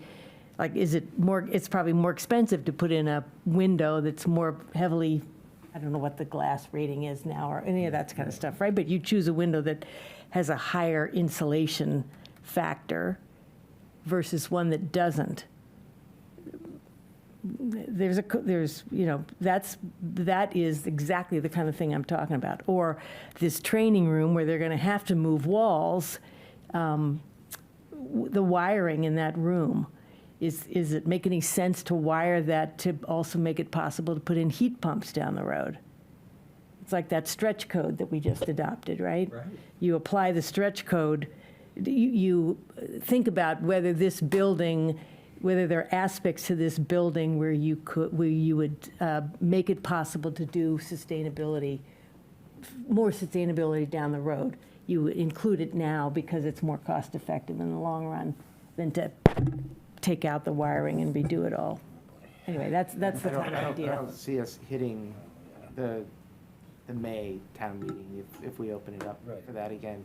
Because that's all incorporating things into the design docs now in January, and making those decisions so that they can get into the design docs so that we can then. And you don't think we could ask TBA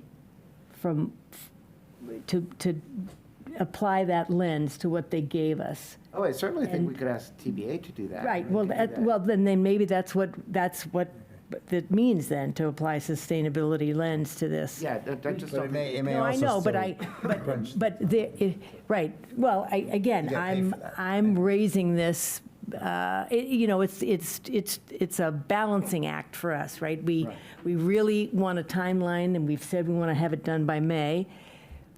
But I'm totally we fine also with saying want TBA, hey, take Yeah. another look at this and make sure that we're really considering sustainability and giving some ideas on what to look at. I just don't think we should do it to a committee that's getting together in I agree with that. January. But you raised a No, good point. I didn't, sorry, but let me just clarify something. I wasn't saying you want the committee members to figure out all of this, but I think one of the messages to the committee, so when they get this, say TBA does this and they provide information that you could put this in or that. The cost of this is this, the cost of that is that, environmentally, sustainability, this is better, blah, blah, blah. That committee understands that that is something we want them to be considering, as opposed to just saying, let's just go with the cheapest option. We don't want to consider doing things in a more sustainable way. Maybe that, I'm just clarifying in my own mind as I'm talking, what direction we might give the committee. But how do you then reconcile when you're faced with those decisions? And if budget is a key consideration here, who's making that decision? And I think we at least seem to have gone around a consensus of what we may want to allocate to spend on this police station. So, if you could do that within the budget, yeah, I think that seems reasonable to me, but I think that the charge really should be paramount on the cost, in the scheme of things, because otherwise, as Nathan says, and I tend to agree, we're going to be kind of redesigning this and redoing it, and the costs are going to go up, and I just don't see that getting us to where we want to go, even though I am understanding you, and I think it makes sense. We need to focus on sustainability, but I don't know at this stage on this project how we. Well, how about this is a little different way to approach it. Instead of saying, I don't think we can do this, or I don't know how we could do this, is to say, let's see if we can do it by asking TBA to look at their design, identify some things that they may not have thought about before because we weren't asking them to look at it from a standpoint of what's more sustainable. Are there some trade-offs they could suggest in terms of cost? I mean, maybe, I don't know what they're they're thinking about in terms of the flooring and the bathroom design, and are they going top of the line with all of that stuff, or is it, anyway, I'm just saying, but why don't are we open to asking them to do that soon, so that could be something that the committee has in front of them. Here is an altered design based on trying to do some of these things more sustainably. Here are the trade-offs. Here's the potential cost implication. And if the committee says, we've got a 2.9, we've got a 3 million cap, we can't do this, fair enough. Then they have looked at it and they've said, here's why we can't do this. I can live with that. It may be at town meeting, you find that people are not willing to approve that. But I am willing, I want to have our effort to get this thing built. What is said is the select board asked the committee, asked for a design that tried to do some of this. And the committee took a good look at it, and there was a few things they could do, but a bunch of it we determined because of cost we couldn't afford. I'm okay with that. I think a lot of this would be a whole lot easier at the fire station where we're building new. Oh, yeah. Rehab Absolutely. It's is a structural. lot more problematic for the sustainability equation, but I think it's certainly a good idea to have at least reviewed it, or have TBA review it, and then we go from there. Slow it down, the process. So the building committee is the topic. Yeah. And what the building committee would be for. Yeah, thank you. And I suggested that we introduce this and finalize it in an agenda item on the 9th. As I don't think So you can go start, well, the question or the point you raised earlier is get started on recruitment. So should your recruitment advertisement read sort of like a position description, when you recruit for a pay job, you list the criteria, right? Is that, normally when we do these volunteer positions, we just say, we're looking for volunteers, right? Do we want to be more like specific about the kind of people we're looking for? I had understood that the people who argued against our getting rid of the bylaw for building committee did so on the basis that they felt that we have to have certain criteria for a building committee. Right. So that's why I'm bringing it up. Right. Certain expertise in certain stakeholders too. If you're doing the police station, you should have the police chief involved. But he's anyway. I know he is, but I'm just saying that's an example. Right, but for the immediate problem to solve, since we're not, I don't think, going to finalize the charge tonight, is to give Ryan instructions about recruitment. Either don't recruit or recruit this way. So what's the this way? I guess we don't know how many people are going to be interested. Maybe we see if we have so many that we can then start saying, okay, what skills do we need? And that's how we, okay with that. That's how we narrow them down. But we're looking for 5 people, right? Yeah, but if you don't ask for the skills, you may not get them. So I think Right. you have, I think when you recruit, you can say, we're looking for 5 people, and extra credit will give, or priority will be given, or whatever, to those who have these sorts of skills, architecture, building. Don't make me laugh when I'm drinking Well, The we other thing clarified I that think- for you, Ryan. Well, I just don't understand what the qualifications are for. If the design is It's, baked, and it's not going to change, and it's going to go to town meeting, then why would you need, you would really just want a group of volunteers to help. No, you want the Bill Rizzo types. You want the people who are good. You want project managers? Yeah. But are they going to be able to do anything? Yeah. Yes, because We just talked about while it's for an being hour. built, one of those guys, if they have the right, credentials, would be the liaison to the, would become the point person. If So- they're so I going wouldn't be so going to be our OPM, So I then wouldn't Yes. be so scared of allowing them within the, not scared is the wrong word, I apologize. I wouldn't be so hesitant to allow, with a strict cap, people to comment on what is already pretty much done construction documents, because this has already been done before, Yeah. to maybe help improve conceptual design and product, to present to town meeting and hopefully build goodwill. But I don't think the select board has time unless you plan to have these regular meetings about the building project through the town meeting process. You're going to have to delegate some of it.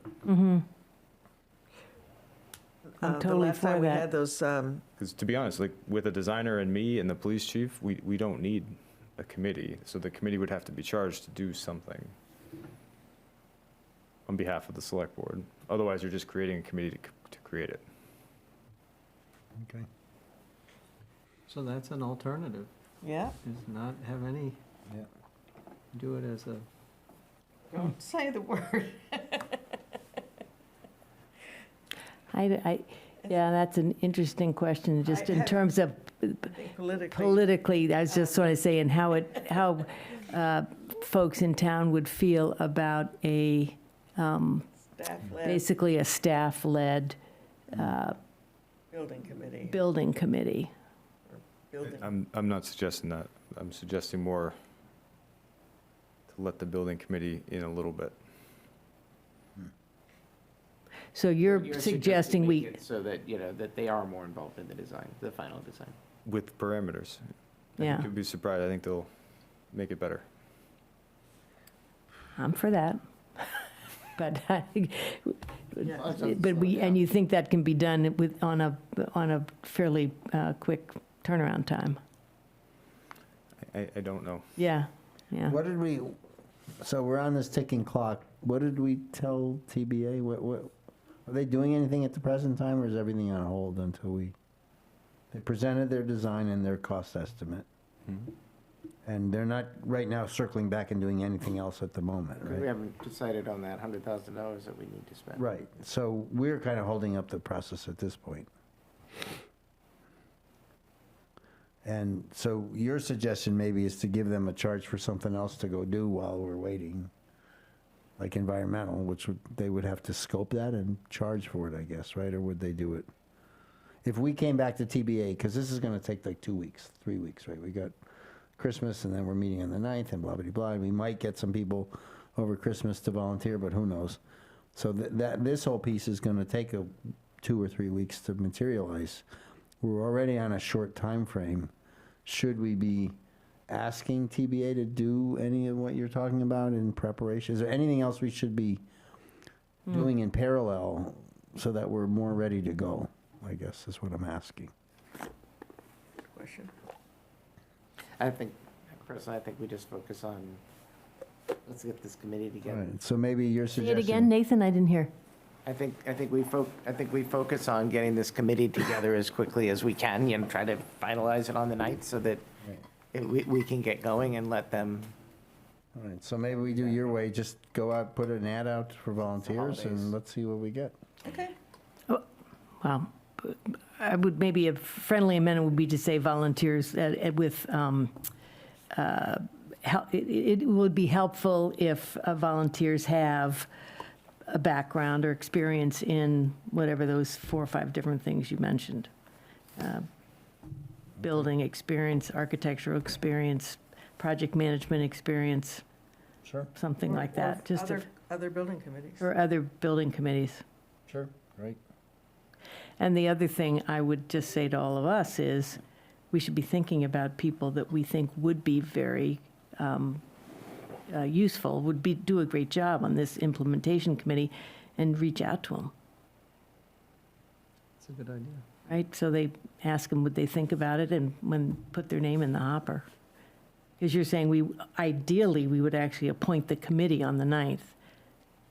Just, yeah. So you have a public meeting scheduled for the next week, and then another one in February. So the time frame does get pretty tight after the holidays. Yeah, right. But so that means you have to get the notice out soon about this appointment if we're going to allow for 2 weeks, right? Publicity following our guideline. And then those people need to get a letter of interest in. Yeah. Yes, I know. So, But we also okay. have to get these decisions made. Okay. All right, continuing my report. Yeah, well, Very quickly. you understand your charge at this point. Thank you. That's okay.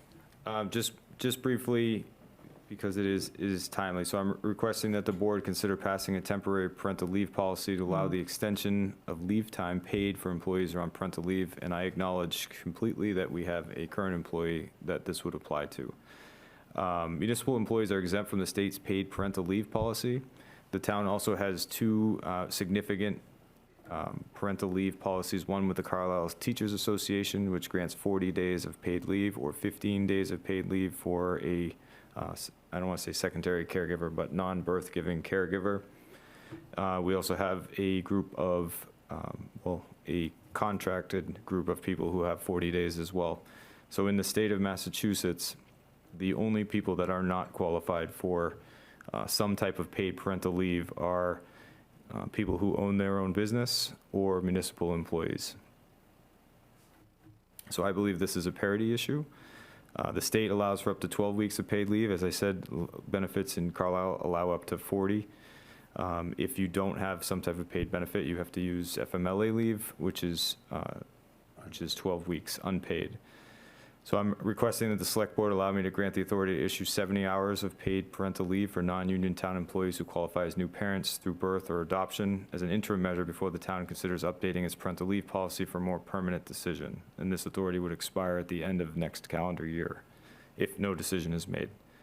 I understand it's an important consideration, so I'm asking the board consider it and put it on a future agenda to pass. I do think that this decision is coming. We did do local comps. There are not a lot of small towns that do this. Lincoln was the only one we could find. Bless you. Sorry. They allow up to a week's worth of paid leave. How So many weeks? I'm sorry. 1 week of paid leave. 1 week. So to be frank, the coverage of parental leave in the municipal sector is embarrassing. Also in my report, the transfer of town property. So this is an important vote. The recreation van, which is currently no longer used by recreation, is looking to transfer their van to public schools. So we were going to sell it, but the school's identified a need. The truck, the facilities truck that the school used has died. It was discussed last year in the capital plan. So this van would replace that truck until we can procure a new truck, and then we would sell this van. So it would be used for all things facilities inside the school department, and there is a 100% need for this vehicle. We did get a comment today that because we're green communities, the vehicle has to be more sustainable than the last. We do believe that there's an argument to be made that the van is more sustainable than the dying truck, although it's not fully in the spirit. The new truck that we're proposing in the capital plan for facilities is a Ford F-150 Lightning, so it would be more sustainable. So we do think we're progressing towards that option and meeting the criteria of the green communities. And this transfer does require a vote. So just make sure I understand. So the truck they have now is dying, so we want to, so we want to temporarily give them a van that we have that we don't need anymore where it is. And so that would go to the school, but we're already planning on buying a replacement truck. And so then what happens to the van? We'd sell it or trade it in. Okay, we're not then replacing. But we could defer the Ford 150, right, for a year or something, maybe, or would this last it? Yeah, that's, yes. I mean, we keep talking about like we have endless money, right? I mean, this is a chance to not buy a new vehicle. Great. I just want to make sure that we're not then replacing the van. Yeah. Right. It's COA or whoever's van they don't It's need. the surplus recreation van. Because they used to take people to people's swimming pools, and they Yeah. don't do that anymore. Yeah, so it's just sitting there and they're not using it. Right, so. I move to declare the town's recreation department van surplus, and we transfer the same to the Carlisle Public Schools for use by the facilities department. Is there? Second. Great, thank you. Any further discussion? All those in favor? Aye. Any opposed? Okay, that was unanimous. Okay, three things. I'm going to go lightning fast. So some good news. We got 154,000 to help with the roads through the fair share amendment. So this is another 100 million authorized for cities and towns in Massachusetts. It's done the same way through Chapter 90, so that just enters our pot. There's some financial policies for you to review in this report. The state just finally took our recommendation to change the opioid settlement revenue fund after we did all that work at town meeting. So we will probably be undoing all that we'll be recommending that you undo all of that. So funny, frustrating, all the things. And then the COHS is requesting approval for a strategic planning committee, and that should be on your next agenda. Right. Quickly, some town hall employees I'd like to recognize. So Anish always helps with the holiday luncheons and other items. She does this outside of her job description because she cares about the town and its employees, and we care about the fact that she does that. I got her a matching hat and she didn't wear it, so I'm offended. But I'm very pleased that she's part of our team. I'd like to thank Jake for his work as our executive intern. I will send a summary of all the work that he accomplished. We tried to recruit him over to the municipal side. Looks like he's going to go federal for a little while, but he'll be back, I think, thanks to the welcome he got here in Carlisle. And then all the town volunteers and their committed work in 2023. It's a great place to work. Everybody cares a lot. They invest a lot of time. There's an army of volunteers here. And to end the year, I would like to celebrate them and thank them. Great. So there was something in here that you wanted us to take action on, right? Which was the parental leave? The van. No, not. No, that's later. Oh, I thought you said that.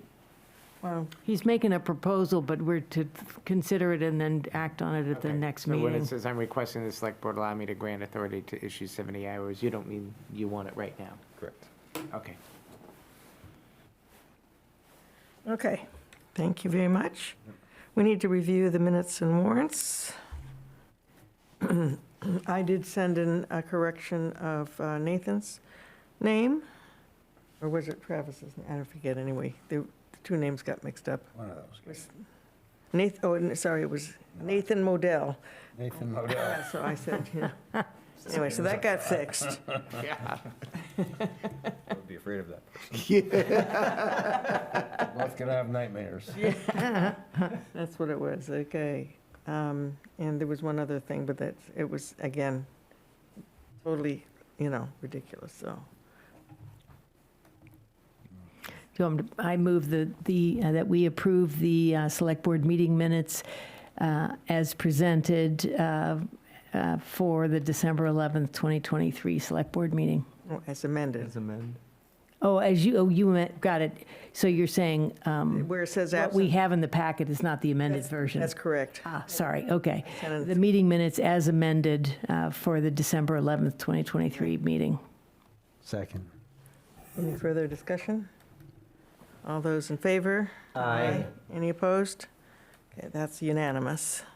Cemetery deeds. I move that the Select Board approve the transfer of land in the public burial ground at the Green Cemetery, described as follows: Deed 814, Lot 373, Grave 4, to Edward and Nancy Lee, 154 Log Hill Road. Second. All those in favor? Aye. Any opposed? Thank you. That was unanimous. Any liaison reports? At the risk of the OML, we did meet, the audit group met with the auditors, the external auditors today. Okay. And it was very productive, and I was impressed with them. More impressed than the prior firm. So I think the process is well in control. Kelly did a great job. She's totally in command of her facts, and they're going to complete their field work, I think, this week, and we should be on track for their audit report by the end of January, which is 2 months before it's due, so there's plenty of time for review. Excellent, thank you. Any others? Let me just finish this and Is anybody left? Okay. Any input? Oh, here, those are to be signed. I Is guess there as a any- liaison report, I just want to say, again, I wanted to thank Ryan and our consultant. Just a really, it took forever, but we had to grind them down, and then Ryan needed to get mad, and that they really changed their tune. So thank you, Ryan, for making that. For getting mad, yeah. Okay, thank you. All right, there's nobody in the room. Is there anybody online that would like to give community input? It doesn't look, I don't know, I can, Okay, No one. no one. I'm looking for a motion to adjourn. Move that we adjourn? Second. Any objections? All those in favor? With your feet. Yes. All right, see you guys tomorrow, huh? We have two of the same thing. Oh, Is yeah. that? Is this? Is Well, it this both because grade 4? we keep one and they get one. Is that what happened? Okay.